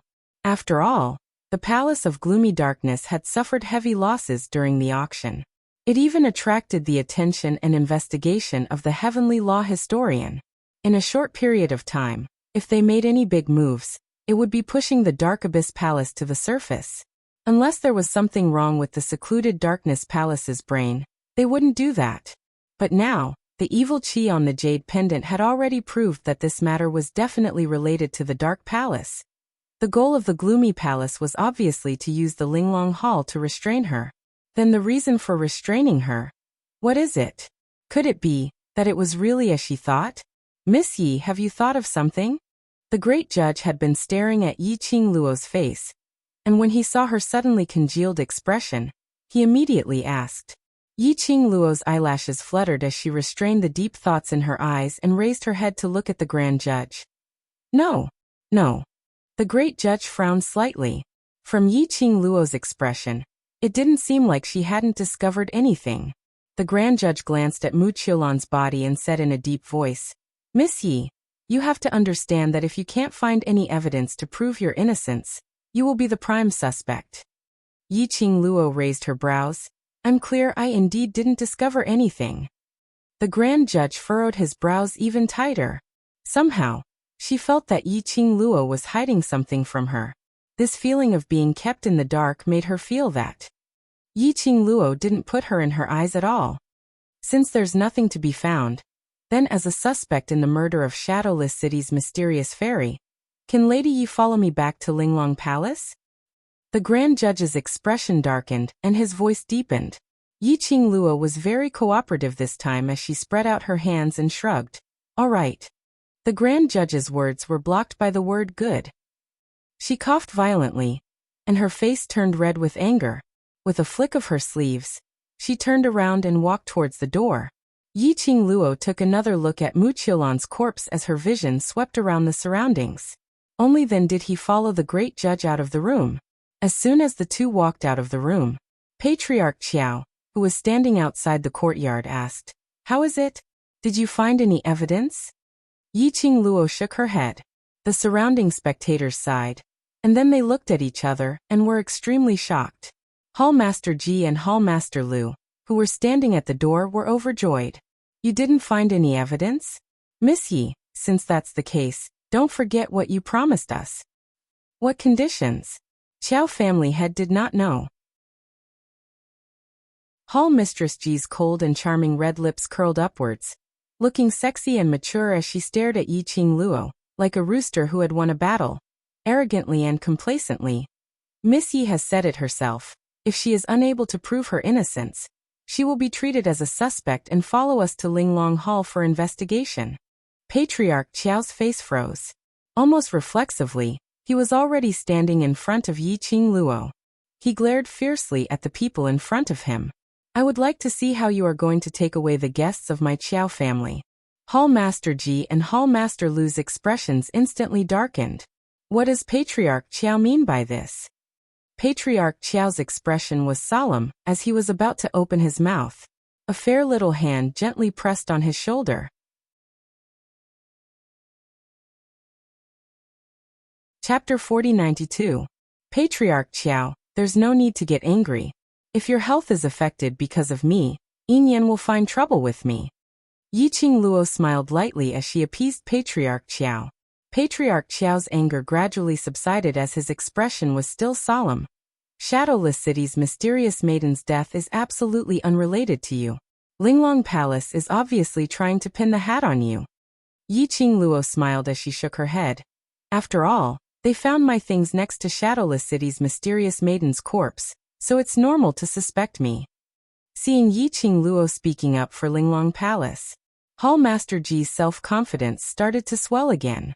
In Hallmaster Ji and Hallmaster Lu's eyes, Yi Qingluo's attitude changed after leaving the crime scene was because she didn't find any evidence to prove her innocence, so she was feeling guilty. So she tried to please Linglong Palace in every possible way. Since Miss Yi is so understanding, then it's easy to settle.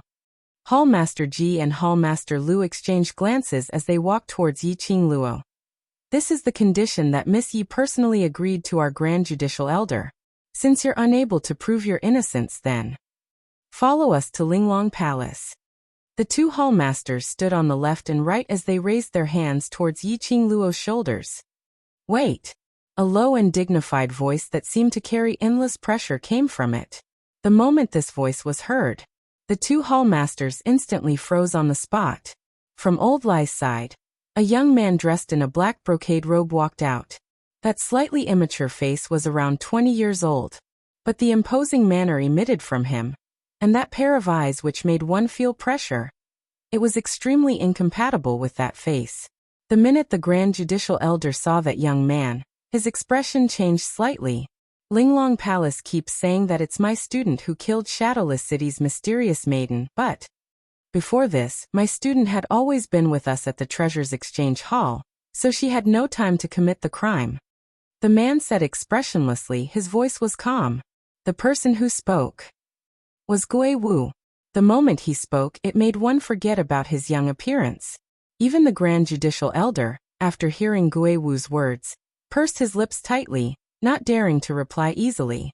His gaze rested on Gui Wu, as he continued to probe his identity. Right. Old man Wu is right. I can also be a witness. The imperial lady had been gathering treasures with us all this time. How could she have gone off to kill the Empyrean fairy? Could it be that she has a doppelganger technique? Lao Lai immediately echoed. May I know your name? The great judge did not directly answer Gui Wu and Old Lie's words. Instead, he vigilantly sized up Gui Wu and asked. Gui Wu indifferently spat out two words. Gui Wu. The grand judge frowned. She had never heard of this name before. However, the aura coming from this person's body was too terrifying. Even she was a little afraid of His Majesty. This man was definitely not what he appeared to be. Who was he? The grand judge furrowed his brows. Before being clear of Gui Wu's true identity, she didn't dare to act blindly without thinking. However, the great judge had neglected the fact that she had two hall masters by her side. Hall Master Ji and Hall Master Lu saw that they were about to bring Yiqing Luo back to Linglong Hall. As long as Yiqing Luo entered Linglong Palace, they were in their territory. Wasn't he still at their mercy? But a young man who looked to be in his 20s stepped in. How could they tolerate this?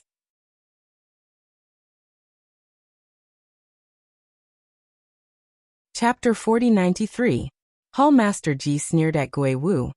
You are Yiqing Luo's men, so naturally you will help her. You can't be witnesses.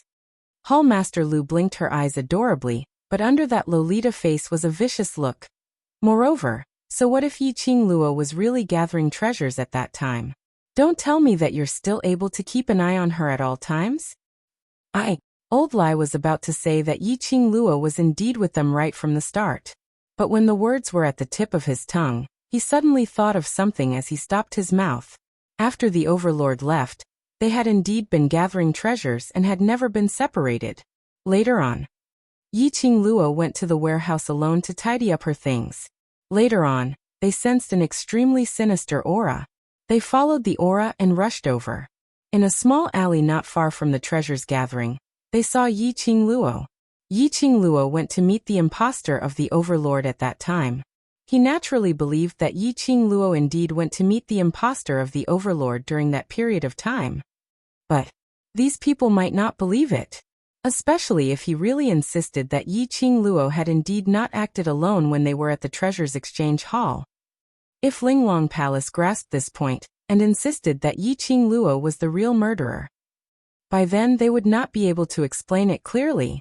Old Lai managed to stop his words in time. This made Hall Master Ji frown. Yiqing Luo didn't miss this slight change in expression. She was silently praising Old Lai's quick-wittedness in her heart. The two hall masters were obviously singing the same tune, intentionally leading them to say a fake testimony for Yiqing Luo. In this way, they would have enough reason to bite on Yiqing Luo and not let go. In this way, Linglong Palace's people knew that she had been alone in the middle of the journey. Yiqing Luo squinted her eyes slightly as she fell into deep thoughts. The two hall masters saw that Old Lai wasn't fooled and impulsively followed their plan, saying that Yiqing Luo had never been alone. Hall Master Lu's expression changed slightly, but she quickly adjusted her emotions and continued. Why? You can't say anything? In this way you didn't keep your eyes on Yiqing Luo from the start, so how can you prove for her? As she spoke, she looked at Gui Wu with a meaningful gaze. The two hall masters were singing a duet. The grand judge did not speak. His gaze was fixed on Gui Wu. It was as if he was using the two hall masters to probe Gui Wu's identity and bottom line. Clearly, he had already treated these two hall masters as useless chess pieces. Once it was over, these two useless chess pieces were about to be dealt with. However, the two useless chess pieces did not feel that their future had been decided. Seeing that the grand judge didn't stop him, he felt even more pleased with himself. He continued, "You can't prove it, but I have a witness." Hallmaster Ji and Hallmaster Lu exchanged glances as they sneered. "Yiqing Luo, you dare to say that, before we went to the Treasures Exchange Hall, you didn't go out alone." Yiqing Luo's eyes suddenly sunk. In her mind, a face that was exactly the same as Dmo Xian's, but the expression was gentle like the wind. The palace master of the gloomy palace. Before the people from the Linglong Palace found the treasure-gathering hall, she had chased after him alone because of the appearance of the palace master of the Netherworld Palace. How did the people from Linglong Palace know about it? Could it be this was his motive? He intentionally lured her to leave the Treasures Exchange Hall alone, and then delay the time as evidence. Chapter 4094. She had been feeling strange.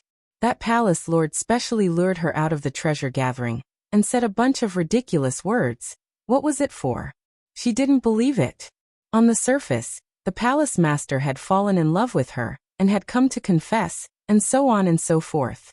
As expected, it turned out that his goal was for this scene. She had indeed left the treasure gathering alone. But she couldn't say that she left the treasure gathering alone to meet that imposter. Mu Qiulan's dying words. She had finally managed to wash Dmo Xian and the imposter's name clean. It was also Mu Qiulan who had personally confirmed that the person who had been pestering her was the imposter. If she were to say that she had met the imposter in private, she was afraid.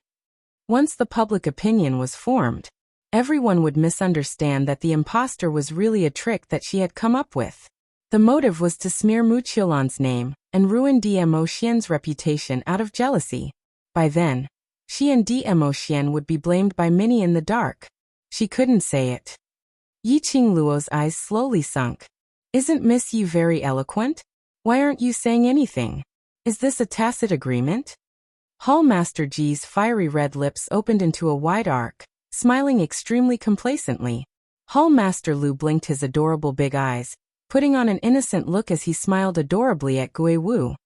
"This master, it's not that we don't want to give you a chance to testify. As long as you can show us the evidence that Yiqing Luo was alone and had never come to the Qiao residence, we will believe her." Their expressions sunk. Hallmaster Lu's meaning was very obvious. Linglong Palace totally knew who Yiqing Luo had met alone along the way. They intentionally didn't say it. They wanted Yiqing Luo to admit it personally. Otherwise, she could only take the blame. But the moment she admitted it, this matter would implicate the imposter and Dmo Xian. This scheme was really one ring after another. In order to scheme against her, Secluded Palace and Linglong Palace were really going all out. For now, they could confirm one thing. Linglong Palace had something to do with Secluded Palace. Whether it was a cooperative relationship or a subordinate relationship, he had to investigate this carefully. "Miss Yi, you've seen the scene. Now, your friends are unable to produce any evidence to prove your innocence. Now, can you follow me to the Linglong Palace?" Seeing that Gui Wu didn't utter a single word after hearing the two hall masters' words, the great judicial magistrate felt relieved. As long as Gui Wu did not interfere, Yiqing Luo, she would definitely be able to bring her away. Lao Lai and the others had yet to express their opinions. The girl's clear and melodious voice rang out. "Didn't I say long ago that it's normal for you to suspect me? That's why I'm very willing to cooperate with your investigation. I hope that you can prove my innocence." She looked at the great judge with a smile. Her eyes curled up into an arc, revealing a hint of slyness. "But you guys kept talking nonstop. I didn't want to interrupt your performance." Hall Master Ji and Hall Master Lu were so infuriated by Yiqing Luo's casual words that their faces started to tremble. It turned out that the both of them were singing the same tune, intentionally scheming against Yiqing Luo. In Yiqing Luo's eyes, it was just a show? Was he messing with them? Hall Masters Ji and Lu were furious.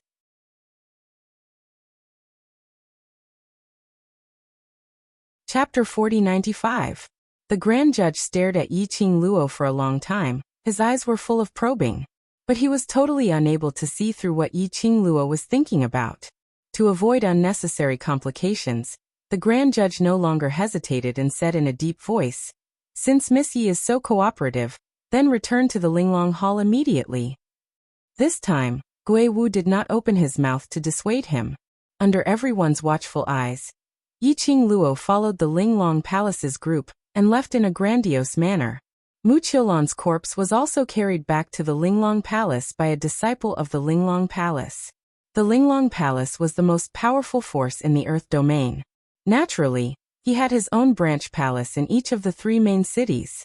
This great justice was the elder in charge of Without Embroiling City's branch palaces. But this time, the Grand Magistrate obviously had no intention of bringing Yiqing Luo back to the exquisite palace's branch in Without Embroiling City.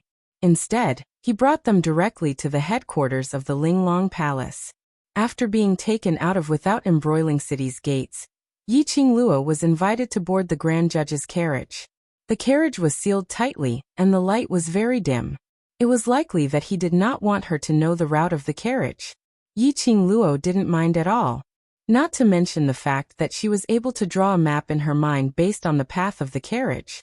Even though she didn't spend much effort to remember the route, she wasn't worried. Because from the moment he left with the Great Judge, Yiqing Luo's finger swept across the profound phoenix ring on her fingertip. He activated the connection between the profound phoenix ring and the profound dragon ring. No matter where she was in the land, even the Netherworld Dragon Ring could track her by following the Netherworld Phoenix Ring's aura. Nestled in the carriage, Yiqing Luo was bored out of her mind as she raised her eyes and stared at the Grand Judge who was sitting by the side with his eyes closed. The light in the carriage was dim. The Grand Judge's face darkened. However, one could tell that the Great Judge must have been a stunning beauty when she was young. Speaking of which, the Grand Court of Justice only had around 30 or so members at most. He looked very young. His appearance was also very eye-catching. It was just that he was always in a high position, and he lived in a place like the Linglong Palace that was plagued by women. His entire body was shrouded in a layer of sinister aura. Perhaps her gaze was too scorching. The Grand Judge frowned and opened his eyes to look at her. Yiqing Luo didn't avert her gaze as her expression was very calm.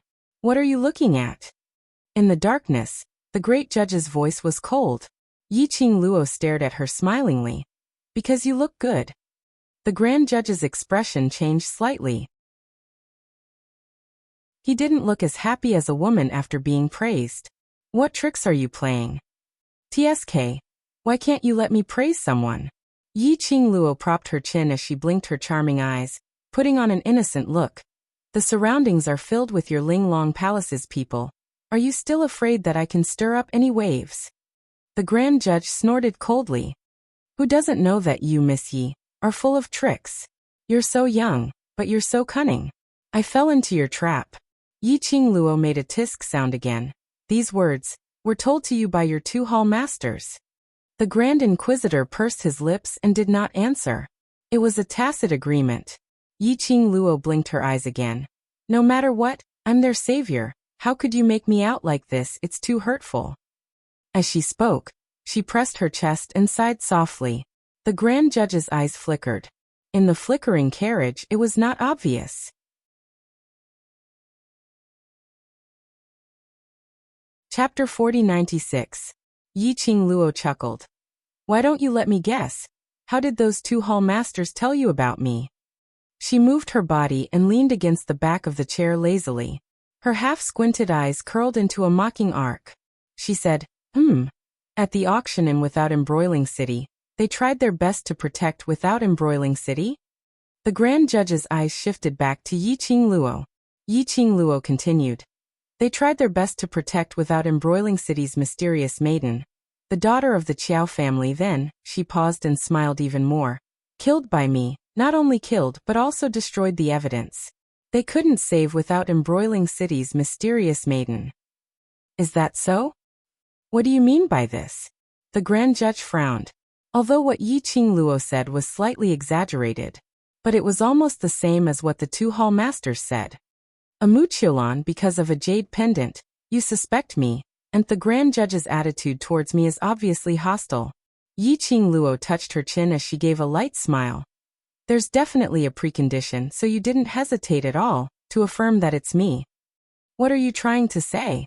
The more the Grand Judge listened, the tighter his brows knitted. Trying to sow discord? Yi Qingluo shook her head with a smile. In the dim carriage, the light was very dim, but the young lady's smile was still blooming like a flower, gorgeous beyond compare. We don't know how far this Linglong Palace will take. If we don't chat for a while, it'll be so boring. A trace of ridicule flashed past her eyes. If the Grand Judge thinks I'm trying to sow discord, just treat it as a joke, forget about it after hearing it. She would say these words to the Grand Judge. That was because Yi Qingluo had not detected any trace of evil qi from the Grand Judge. And the two hall masters deliberately concealed what happened in without embroiling city that day. At least it could prove that there was no relationship between the Grand Judge and secluded palace. Yi Qingluo also knew that. The reason why the two hall masters dared to lie to the Grand Judge, pushing Qiao Yulu's death to her. But it was to take advantage of the Grand Judge and the upper echelons of Linglong Palace. Such a big thing like the auction. The entire Earth domain suffered such a huge loss. Any random person would be able to find out the truth. But the people of the Linglong Palace had always thought highly of themselves and did not even bother to ask others. That was why Hall Master Ji and Hall Master Lu dared to push Qiao Yulu's death onto Yi Qingluo. He didn't mention it at all. How much effort had Yi Qingluo and the rest expended before they managed to spoil the plans of the Palace of Seclusion, saving the Earth domain? The ridicule in Yi Qingluo's eyes deepened by several notches. She suddenly moved closer to the Grand Inquisitor. The magistrate was startled and was about to attack Yi Qingluo. Yi Qingluo turned sideways slightly to avoid it and didn't go any nearer. Just like that, she looked at the Grand Judge with a faint smile and said in a low voice, "If the Grand Judge doesn't believe me, you can go and ask the people in the outside world. On the day of the auction, what did your without embroiling city's profound fairy do? And who is to blame for her death?" The Grand Judge's pupils dilated slightly as his brows creased slightly. Yi Qingluo pulled the distance between the two of them and sat back on her seat. "If by then, you still feel that without embroiling city's profound fairy's death is because of me, then I have nothing to say."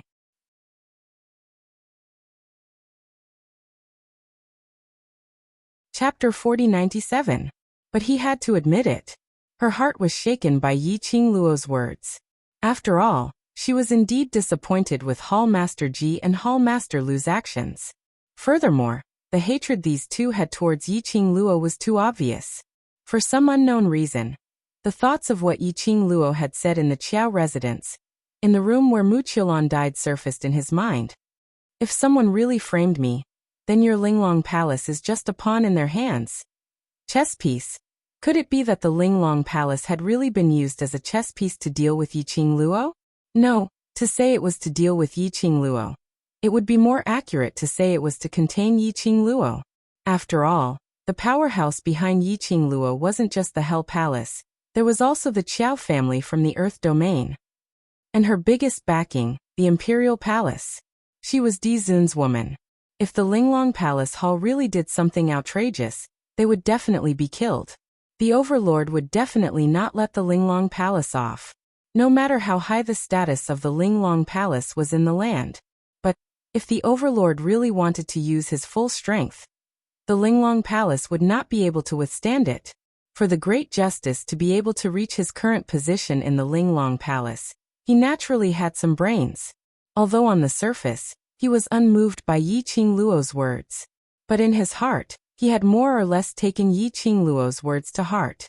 About an hour or so later, the carriage finally came to a slow stop. The curtains of the carriage were pulled open. A ray of light shone in. Yi Qing Luo squinted her eyes, and after she adapted to the light, she walked out of the carriage. What entered his eyes was a tall and majestic building that resembled an ancient castle. It occupied a large area. It was comparable to the imperial palace which Yi Qing Luo had seen in Nirvana Realm. The buildings around the castle were engraved with ancient and complicated totems. He looked very dignified and noble.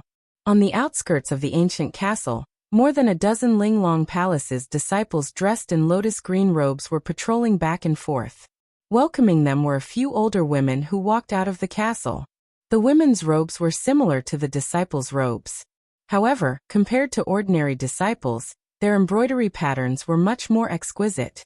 From the looks of it, he should be someone with some status in the Linglong Palace. However, when they looked at the Grand Judicial Elder, their faces were filled with respect. "Welcome back, Grand Judicial Elder." The Grand Judge waved his hand and glanced sideways at Yi Qing Luo's direction before saying, "Shadowless City's mysterious maiden is dead and her corpse has been transported back. Is the hall master in the hall?" The women were shocked. Why is the Empyrean maiden of Shadowless City dead? The three mysterious fairies have only left the palace of Linglong for such a short time, and two of them have already died. Could it be that someone is targeting the palace of Linglong? The few ladies' gazes turned towards Yi Qing Luo in unison. "Grand Judicial Elder, she is the murderer who killed two of our Linglong Palace's mysterious maiden. We specially brought her back to the Linglong Palace because we want Palace Master to seek justice for the profound fairies." A slender figure jumped out of the other carriage. Hall Master Lu and Hall Master Ji alighted from the carriage. The few ladies' expressions had a huge change, as the way they looked at Yi Qing Luo had a subtle change. "Everything has yet to be decided. Send Shadowless City's mysterious maiden's corpse to Shadowless Hall for an inspection first. I will bring her to see the Hall Master." The Grand Judicial Elder shot a glance at the two Hall Masters as he spoke calmly. Chapter 4098. Grand Judicial Elder, have you been deceived by that woman? Hall Master Ji's first reaction was what Yi Qing Luo had said to the Grand Judicial Elder when they were alone in the carriage. The Grand Judicial Elder glanced at her indifferently. Hall Master Ji seems to be especially concerned about Miss Ye's matters. Hall Master Ji's expression stiffened as she lowered her head. I'm just worried that she's so sinister and cunning that the Grand Judicial Elder would be cheated by her. The Grand Judicial Elder walked straight into the ancient castle indifferently. "This matter, I have my own plans, there's no need for you to say anything more." Hall Master Ji heard the Grand Judicial Elder's indifference, and could only shut his mouth as he followed behind the Grand Judicial Elder. A group of people clustered together as they entered the Linglong Palace. The ancient castle was brightly lit and the luminous pearls were hung high up, extremely dazzling. Moreover, the design and decoration were elegant and dignified. After they entered the Linglong Palace, the few ladies who welcomed the Grand Judicial Elder spoke out. "Grand Judicial Elder, the Hall Master is not in the hall now." The Grand Judicial Elder's footsteps paused as he made a quick turn and headed towards another direction. "Then bring her to the judicial courtyard first. I will take care of her personally." The group of people headed towards the direction of the judicial courtyard. Hall Master Ji and Hall Master Lu exchanged glances and were about to follow up. The Grand Judicial Elder suddenly looked at a lady beside him. Hall Master Ji and Hall Master Lu are out and borrowing the reputation of the Linglong Palace to flaunt their prowess, ruining the reputation of the Linglong Palace. Lock them up first and wait for the Hall Master to return before we deal with them. "Yes," the lady replied respectfully. Following that, the two female disciples held Hall Master Ji and Hall Master Lu in their hands. The two of them struggled for a moment as their expressions turned extremely ugly. "Grand Judicial Elder, what do you mean by this? When did we ruin the reputation of the Linglong Palace? Grand Judicial Elder, don't tell me you've really been bewitched by that demoness?" The two of them kept shouting, but the Grand Judicial Elder didn't even bother about them. Bringing Yi Qing Luo, he disappeared around the corner. The two hall masters were flustered and exasperated, but didn't dare to struggle as they obediently allowed the female disciples to bring them to the dungeon. Yi Qing Luo followed by the Grand Judge's side, looking left and right with a satisfied expression. Do you think that I taught them a lesson because of your provocation? The Grand Judge glanced at her expressionlessly. Yi Qing Luo put on an innocent look. The judicial system has long been dissatisfied with Hall Master Ji and Hall Master Lu, and had long wanted to give up on the both of them. What has this got to do with me? The Grand Judge snorted coldly and didn't speak again. After sending the man to the judicial court, the Great Justice had arranged for many female disciples of the Linglong Palace to stand guard outside the courtyard. He then warned Yi Qing Luo repeatedly not to play any tricks. He left in a hurry. Towards a stranger like Yi Qing Luo, the Linglong Palace's female disciples were extremely curious. But he didn't ask. Just like that, Yi Qing Luo was locked in an elegant guest room, not allowed to step out of the room. Yi Qing Luo felt that the Great Justice had purposely arranged this. Did he want her to receive the same treatment as Mu Qiulan?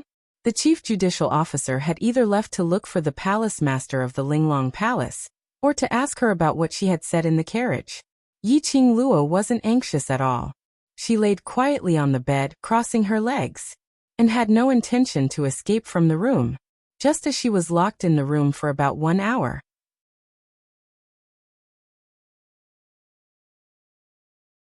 Chapter 4099. The room was silent. The surroundings were silent. This was Linglong Palace's turf. The surroundings were guarded by Linglong Palace's disciples. Who could it be? Who could get close to this room without a trace? Yi Qing Luo squinted her eyes as she vigilantly released her perception, sensing everything around her. In the air, the floating presence was very weak. If she didn't sense it carefully, she probably wouldn't be able to detect the presence of a second person in this room.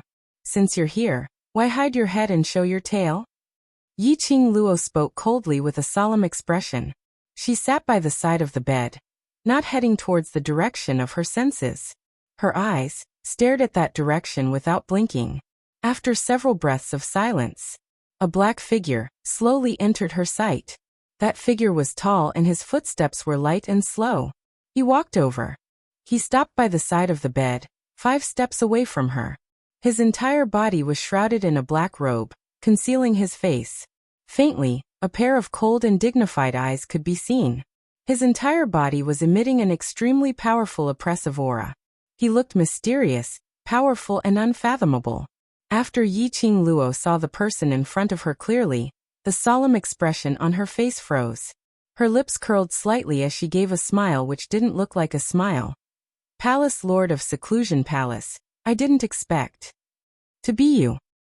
The person in front of her was not anyone else, but the Palace Lord of Seclusion Palace. To think that he would actually appear here. This was Linglong Palace. He just snuck in silently like this. Was he overly confident that he wouldn't be detected by Linglong Palace's people? Or, he had long formed a cooperative relationship with Linglong Palace, so he could move around freely in this Linglong Palace? Yi Qing Luo, Palace Lord of Seclusion Palace, gazed deeply at her face, as his voice sounded a little hoarse. The current him no longer appeared as Dmo Xian. That voice carried a very heavy layer. It sounded like a machine, blurring the original tone of his voice. It sounded extremely strange. What's the matter? Yi Qing Luo asked coldly. Sorry. He sighed softly as he apologized helplessly. I didn't know that because of me, you would fall into this deadlock. Yi Qing Luo scoffed lightly as her eyes were filled with ridicule. Didn't know? Palace Lord of Seclusion Palace. What are you trying to express? She tilted her head as she teased. Palace Lord of Seclusion Palace. Could it be that Palace Lord of Seclusion Palace really likes me? After setting me up, you came to me with all kinds of explanations. Oh, I didn't know. I didn't do it on purpose. I really didn't know anything. Did I foolishly believe you? Palace Master of the Nether Palace? The Palace Master of the Netherworld Palace suddenly raised his head. His eyes under the black robe were fixed on her. He wanted to say something, but he didn't know how to explain it.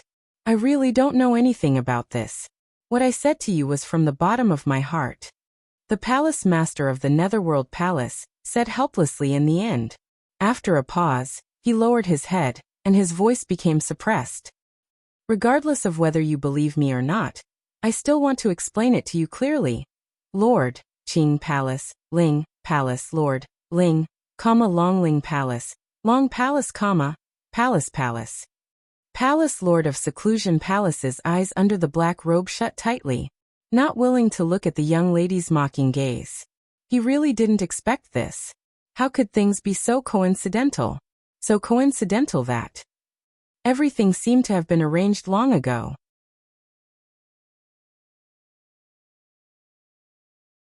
Chapter 4100.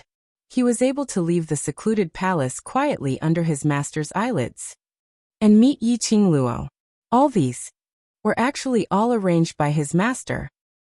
Was just a chess piece which was used by his master. He thought that it was because his ability was strong enough, so his master didn't detect his abnormality. Actually, all these were all planned and arranged by his master.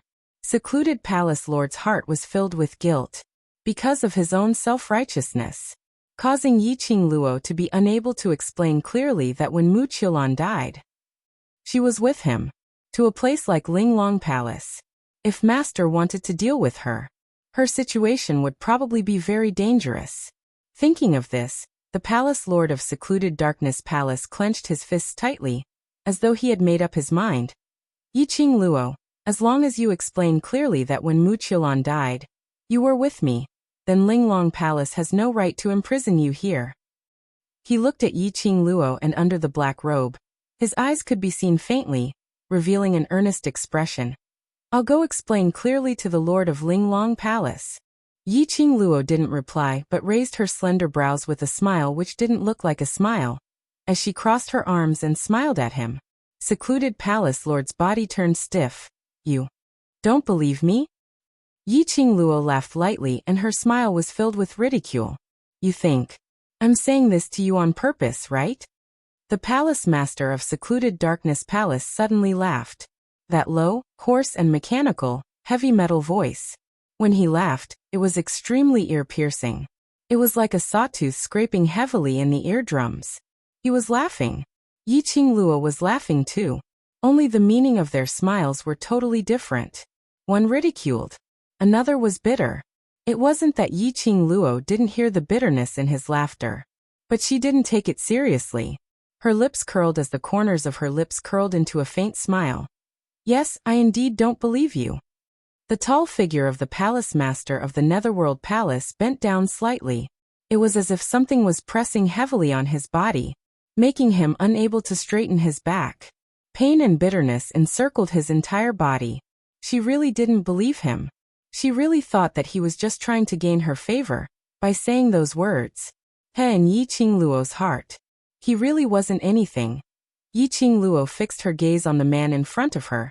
There wasn't a single trace of emotion in her eyes, and her expression was extremely calm. Regardless of whether what you said is true or false, I actually don't care. You and I are not the same kind of people. It doesn't matter whether I believe you or not. The so-called feelings you have for me, no matter if it's real or fake, do not need a result, because there will never be a result in the first place. Every word was clear and decisive.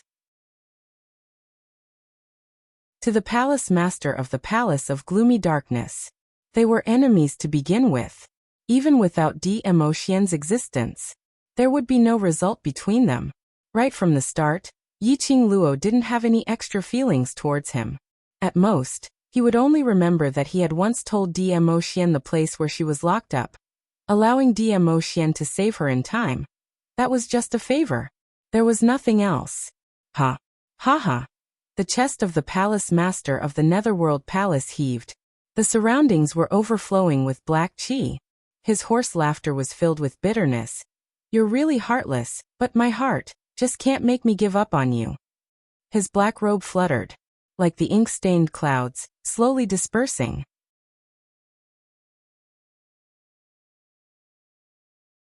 Chapter 4101. His hoarse voice drifted through the air. This matter is my fault. I'll think of a way to clear your name, and also clear my name without affecting you. Yi Qingluo's eyelashes trembled slightly. His gaze slowly shifted to the direction where the man had disappeared. A stretch of nothingness. Only the vaguely floating Yin-Chi in the air proved that he had indeed been here. To clear her name, she understood what he meant. He wanted to help her prove that she was not Mu Qiulan's murderer. However, what the hell was this about clearing his name? He wanted to clear his name. This time, she was lured out of the treasure house by him to meet him alone. And this was used as evidence of Mu Qiulan's murder. Did he really not know anything and was innocent? Yiqing Luo laughed lightly. His emotions were very faint. Actually, it really didn't matter if he was innocent or not. For her. After all, he was just a stranger. There were no other strange auras in the surroundings. Yiqing Luo then returned to the bedside. As soon as he sat down, a few ladies' respectful greetings came from outside the door. Mysterious Lady of Yan. Immediately after, the woman's angry voice could be heard. Get out of the way. Please calm down, Mysterious Lady of Yan. The Grand Judicial Elder has ordered that no one is allowed to enter this room. The woman guarding the door answered respectfully. Nonsense. The woman pushed him to the side. I clearly sensed his aura. It's here. The gatekeeper was a bit confused. The Grand Elder of the Judiciary only brought a woman and placed her in this room. There's no one else. I'll know if there's anyone else in there. The woman said as she forcefully pushed the door open. Yiqing Luo heard the commotion outside and the creaking sound of her room door being pushed. Her but hadn't even warmed up yet? She had only been in Linglong Palace Hall for a short while. So lively already. One after another? Couldn't he let her have a good rest? Later on, he still had to brace himself to deal with the legendary palace master of Linglong Palace. Yiqing Luo was cursing silently when the room's door was forcefully pushed and obstructed by that lady and the female gatekeeper. Under such repeated actions, a paw sound was heard and the wooden door directly collapsed. Soon after, a slender figure strode in. The woman was dressed in a deep blue embroidered dress with a peony pattern. She looked extremely youthful and beautiful. Her facial features were regular, and she could be considered a beauty. A pair of mischievous and quick-witted eyes were searching for something in the surroundings. Yiqing Luo saw a sliver of cautiousness and anticipation on the lady's face. Anticipation? What did this woman hope to find in the room where she was imprisoned? It seemed like, did this woman just say, him? Did he sense his aura? This he. Does it refer to the palace master of the Palace of Darkness? Just now he was the only one who had appeared in her room. After a round of searching, the woman did not find the person she was looking for. His face immediately darkened. She bit her lower lip hard, her face showing a bit of grievance. Where did you hide him? The lady directly pointed the spearhead towards Yiqing Luo. Yiqing Luo. The woman's vision fell onto Yiqing Luo. Her face instantly frowned into a bundle. That pair of quick-witted eyes flashed past a tinge of treachery and jealousy. You are that woman who killed Mu Qiulan and Xiao Yulu?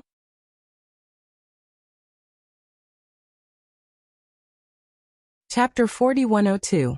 It really is you. A hint of hostility surfaced in the depths of the woman's eyes. What's your relationship with Brother Gong? Facing this young lady's inexplicable hostility and baffling question, Yiqing Luo asked, Miss, who are you? The woman's face stiffened, and she pursed her red lips. I'm Wu Fuer, the mystic maiden of Winterless City. You've killed 2 mystic maidens of the main cities. Are you going to kill me next? Since you know, why are you still trying to get close to me? Yiqing Luo raised her brows as she looked at her with a smile which didn't look like a smile. You. Mystic Maiden Wu Fuer's face darkened. The 2 of them were stupid, that's why they were killed by you. But I'm different. If you dare touch me, the people of Linglong Palace will not let you off. Yiqing Luo crossed her arms as she looked at the lady who was clamoring in front of her. This Linglong Palace Hall really knows how to pick their Empyrean maiden. 3 Empyrean fairies from the main cities. Her appearance could be considered top-notch. And their styles were different. Xiao Yulu was the unattainable type of fairy. Mu Qiulan, on the other hand, was the mature and cool type. Wu Fuer was the spoiled and mischievous type. These 3 Empyrean fairies had different appearances and styles. However, the 3 of them had one thing in common. That was the attitude of thinking too highly of oneself. Compared to the other two, the Empyrean maiden of Smokeless City was clearly more arrogant and overbearing. Yi Qingluo, you'd better be obedient in Linglong Palace's territory. Wu Fu'er saw that Yi Qingluo wasn't intimidated by her at all, and even looked at her with that ridiculing expression. A ball of fury surged in her heart. Her face darkened, and her eyes swept around the room again. Tell me, was Brother Gong here just now? Brother Gong? The palace master of Gloomy Palace was surnamed Gong? Looking at Wu Fu'er's concerned attitude, could it be Wu Fu'er must have secretly fallen in love with the palace master of the Palace of Tenebrous Palace? The palace master of the Netherworld Palace was really lucky with women. He slept with Mu Qiulan. Now he had Wu Fu'er on top of that. Both of them were peerless beauties. So what he said about liking her, and so on, could not be taken seriously. The palace master of Netherworld Palace, whose sincerity was once again implicated for no reason. What are you laughing at? Wu Fu'er's eyebrows creased tightly as she stretched out her hand to push Yi Qingluo. I'm asking you a question. Can't you hear me? Her hand had yet to reach Yi Qingluo. A sharp pain came from his arm. She let out a blood-curdling scream. Her wrist was grasped by two white and slender fingers in a seemingly nimble manner. He wanted to struggle. However, those two fingers were like boulders, not moving at all. She almost broke the bones in her hand. You dare. Wu Fu'er's face was pale from the pain, and cold sweat beaded on her forehead. The waves of pain seemed to emanate from his bones. Yi Qingluo forcefully flung Wu Fu'er's hand away as her lips curled into a cold sneer. Be careful, don't get touchy, I don't know how to be gentle with the fairer sex. You. Wu Fu'er's face was extremely pale as she held onto her wrist, as her eyes turned red from the pain. Even though Yi Qingluo had let go, she still felt waves of intense pain coming from her bones. Mysterious Lady Yan. When the ladies outside the door saw that, all of them rushed in with a terrified expression. The female guards' expressions were filled with terror. Mysterious Lady Yan, are you all right?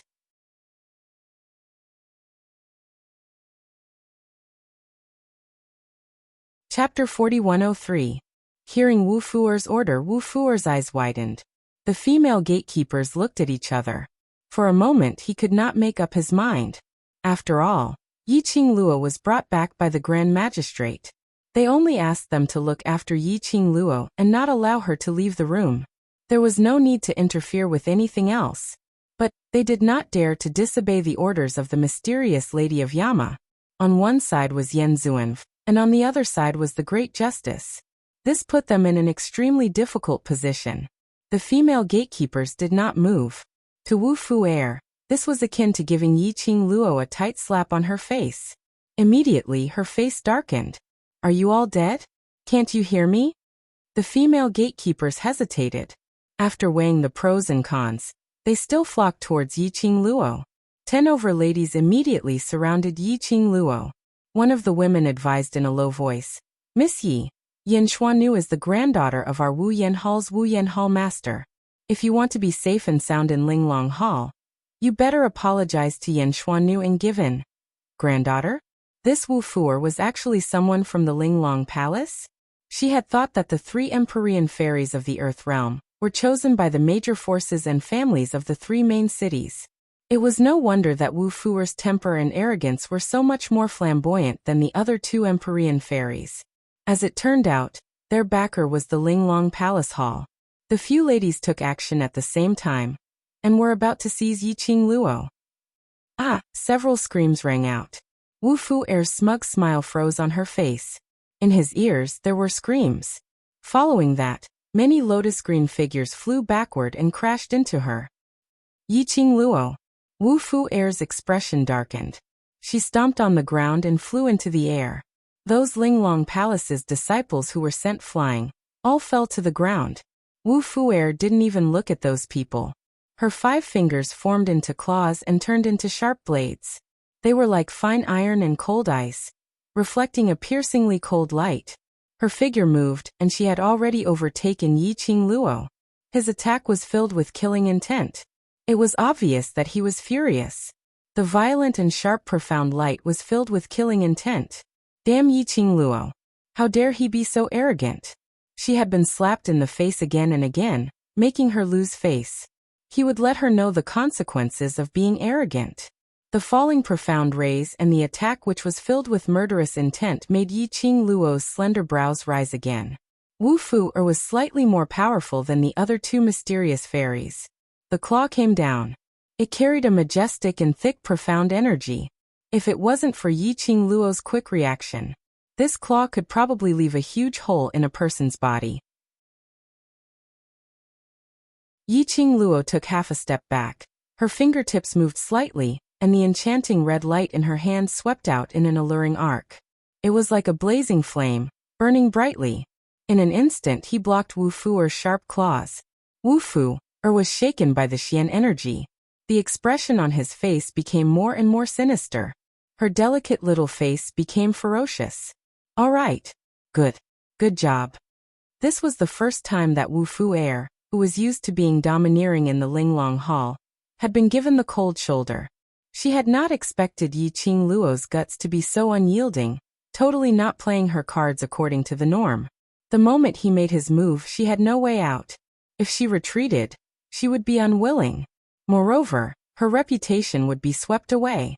Thinking of this, the expression on Wu Fu-er's face became even more vicious. That pair of lively big eyes were filled with a bloodthirsty ferocious beast, overflowing with a vicious aura. Since Yiqing Luo was looking for death.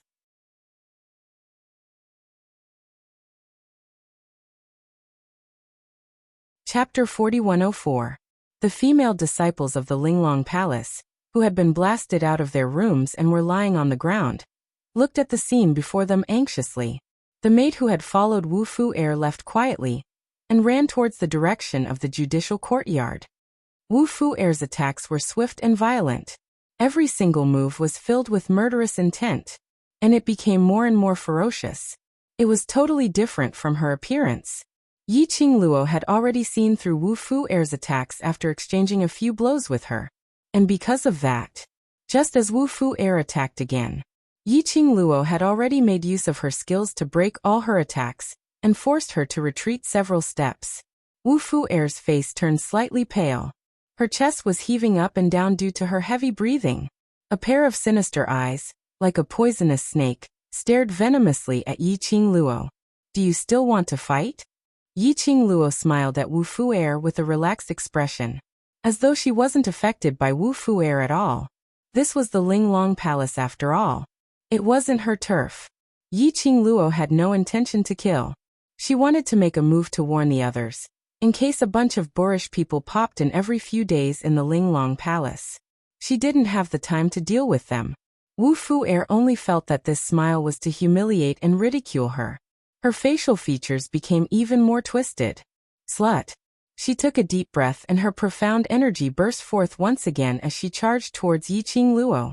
Yiqing Luo's lips curled upwards as a mocking smile appeared on her face.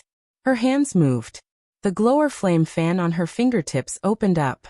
The coquettish profound light turned into a huge dragon as it bared its fangs and brandished its claws towards Wu Fu-er. The rich red light flickered continuously. The biting cold and violent profound light whistled in the air. Stop! Suddenly, a loud shout was heard. Following that, Yiqing Luo felt a huge pressure descending from the sky. Almost at the same instant that the terrifying aura attacked him, a figure suddenly appeared in front of him. Yiqing Luo's fingers retracted. She quickly gathered all her profound energy around her body and formed an enchantment barrier. Her footwork moved and her body moved swiftly. At the same time, bam bam bam, deafening explosions and explosions resounded throughout the place. Yiqing Luo's front foot had just left. The entire house collapsed with a loud bang. The profound light vibrated, and the remaining power caused ripples to appear in the air. Such powerful strength. Yiqing Luo's pupils dilated slightly. He was panting a little. Fortunately, she reacted quickly enough. He managed to dodge the sudden attack in time. How dare you behave so atrociously in the Linglong Palace? His deep voice was filled with profound energy. Every single word was like a blow to one's eardrum, falling heavily into one's heart. Yi Qingluo finally stabilized her footsteps, and had yet to see clearly who the person who suddenly appeared was. Then a green whirlwind, like a piercingly cold sharp blade, cut through the sky and chopped down. The huge green light blade was like a mark falling from the sky. Yi Qingluo suppressed the shock in her heart, and swiftly took a few steps back.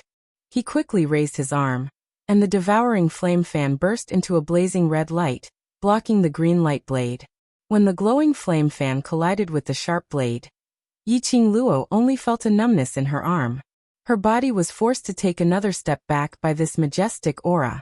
The huge pressure hit her in an instant.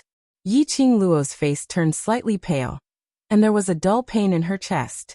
She pursed her lips tightly, suppressing this uncomfortable feeling, and circulated the profound energy in her body, trying to contend against this force.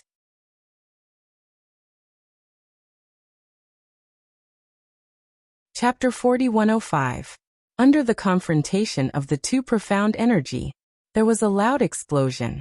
In all directions, there was a large area of light that was attacking.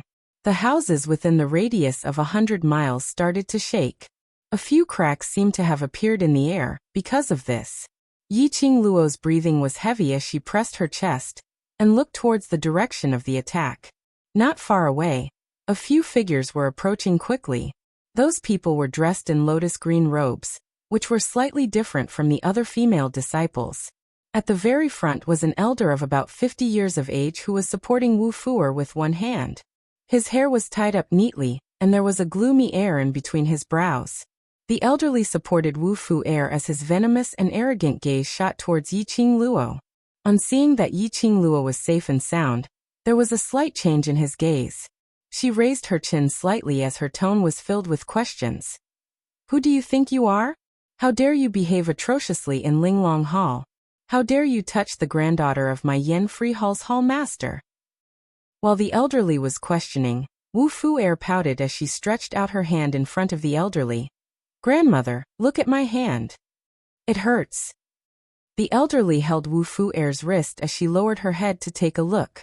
Instantly, her eyes were covered with a layer of frost. She raised her head coldly and looked at Yi Qingluo as she questioned coldly, "My granddaughter's hand, were you the one who hurt it?" Yi Qingluo's brows rose as she met the elderly's gaze without any change in expression. Yen Free Hall's hallmaster? That was Wu Fuer's grandmother?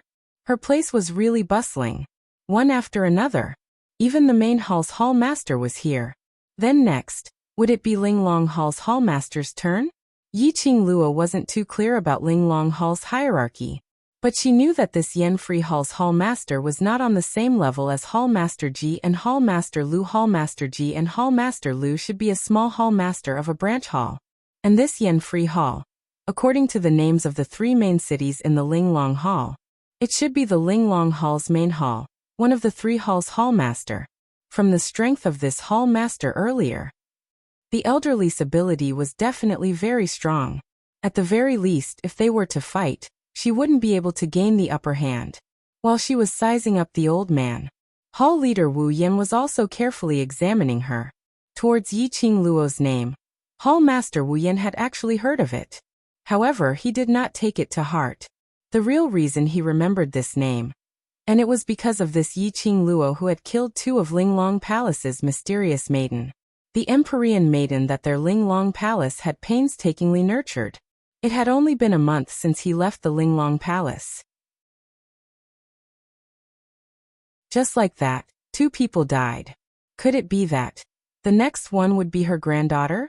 The hallmaster of Wu Yen Hall was worried that something like this would happen, so he summoned his granddaughter back from Wu Yen City. Unexpectedly, in the territory of the Linglong Palace, Yi Qingluo was actually so audacious to try and kill Wu Fuer. This was simply not putting their Linglong Palace hall in their eyes. She was just a little girl. She was just relying on her beauty and the backing of Dizun. She didn't believe it. Would the Overlord make things difficult for the Linglong Palace hall because of a little girl? Thinking of this, an obvious murderous intent flashed past Hallmaster Wu Yan's eyes. That murderous intent did not escape Yi Qingluo's eyes.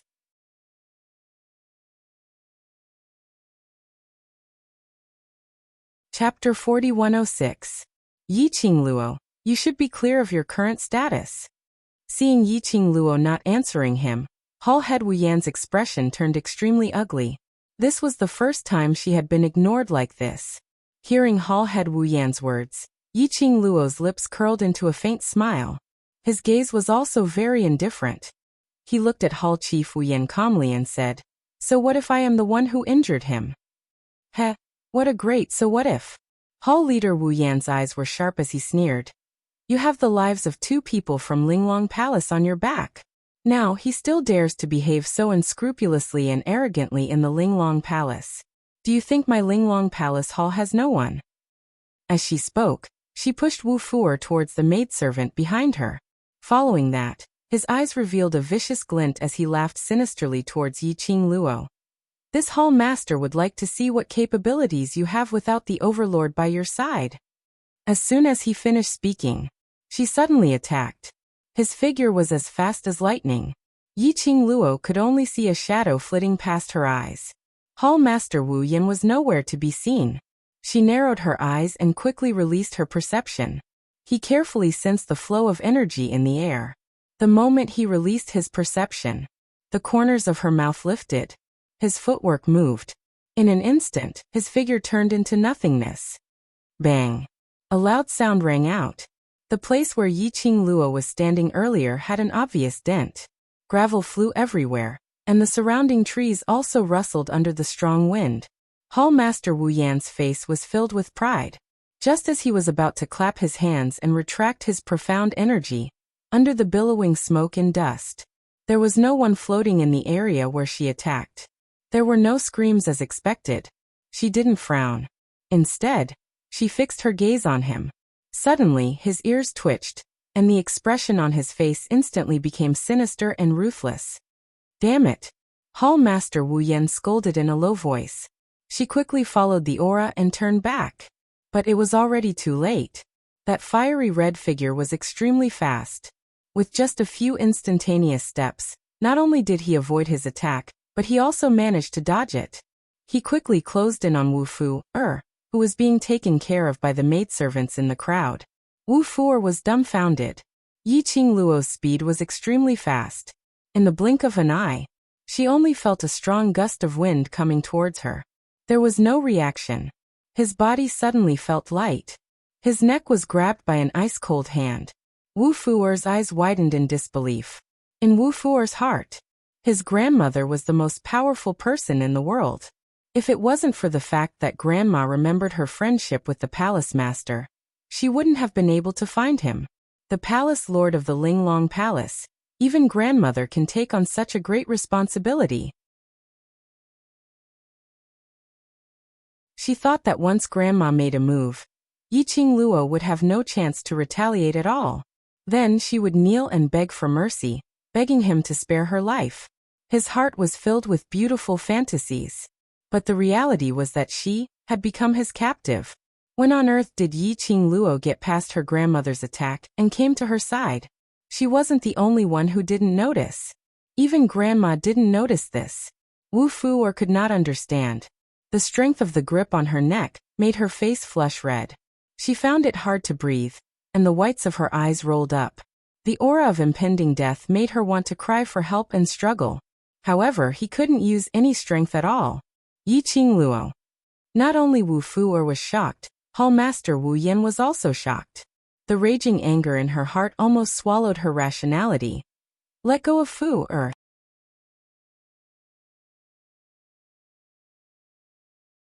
Chapter 4107. I won't touch you. Hall Head Wu Yan's eyes were fixed on Wu Fuer, looking at her pained expression. As though she was about to suffocate, she was worried and anxious. Her hands clenched into fists, suppressing her anger. Yi Qingluo let go of Fuer, today's matter. Let it go. Let it go. Yi Qingluo smiled sweetly, as she glanced sideways at Wu Fuer, whose face was flushed red. Yanwu City's mysterious maiden barged into my guest room without any explanation, treating me so rudely, and even tried to make a move. My young heart has suffered a serious injury. Her other hand pressed against her chest, as her face revealed a pained expression. It was so exaggerated that it was obvious that she was pretending. What do you want to do? Hall head Wu Yan looked at Wu Fu'er carefully, as he asked while restraining his temper. As Yanwu City's mysterious maiden's elder, not only did you not discipline her for her wrongdoings, you even made a move on me without any explanation, hurting my already injured heart once again. Yi Qing Luo blinked her innocent eyes, as though she had suffered a huge grievance. Her drama queen look made Hall head Wu Yan's face twitched a few times. The gaze he used to look at Yi Qing Luo was filled with hostility. Yi Qing Luo, who had a hostage in her hands, had nothing to fear. If you have the ability, come and hurt each other? In this Linglong Palace's territory. If she really made a move against Hall head Wu Yan, then she would be really stupid. Rather than making a move against Hall head Wu Yan, why not find a chance to reason with Hall head Wu Yan? Of course, the other party wouldn't listen to reason or whatever. So, this was the only way to make Hall head Wu Yan calm down and listen to her reason. Hall head Wu Yan, calm down my ass. She was about to explode, all right. Hall head Wu Yan's eyes turned red from anger. Her voice was squeezed out word by word through gritted teeth. What exactly do you want? What I want is very simple. Both of you apologize to me, and this matter will be over. Yi Qing Luo put on a "I'm so kind, so cute, so considerate" expression. You dream on. Wu Fu'er, whose throat was being strangled, tried to pry open Yi Qing Luo's hands and refused to apologize. She didn't believe that Yi Qing Luo really dared to kill her in front of her grandmother. This was the Linglong Palace. If Yi Qing Luo really dared to make a move, Yi Qing Luo would definitely die here. Oh, looks like Yan Free City's mysterious maiden has a backbone. I'll have to fulfill your backbone. Yi Qing Luo's smile deepened as her fingers touched Wu Fu'er's face. If you have the ability, kill me. Do you think I'm really afraid of you? Wu Fu'er spat out the words with great difficulty, her tone extremely stubborn. Yi Qing Luo's eyes widened as she innocently raised her head towards Hall Chief Wu Yan. Hall Chief Wu Yan, you heard it with your own ears. This is her request. I'm only fulfilling her wish. When he said the last "oh," he purposely raised his voice. She seemed to be acting cute and spoiled. Her eyes were full of smiles. The expression on his face was also a pure and innocent smile. However, at the moment when he finished speaking, a voice suddenly rang out. Her slender jade-like fingers suddenly clenched tightly. That strength was so deep that Wu Fu'er's eyes rolled back, and she almost fainted. However, the feeling of pressure on her neck caused her to regain her consciousness in an instant. That kind of instantaneous contact with death. It made Wu Fu'er's inner heart surge with immense fear. You're tuning in to the Echoes of the Heart YouTube channel. Don't forget to subscribe and join us on this journey to catch the most captivating stories.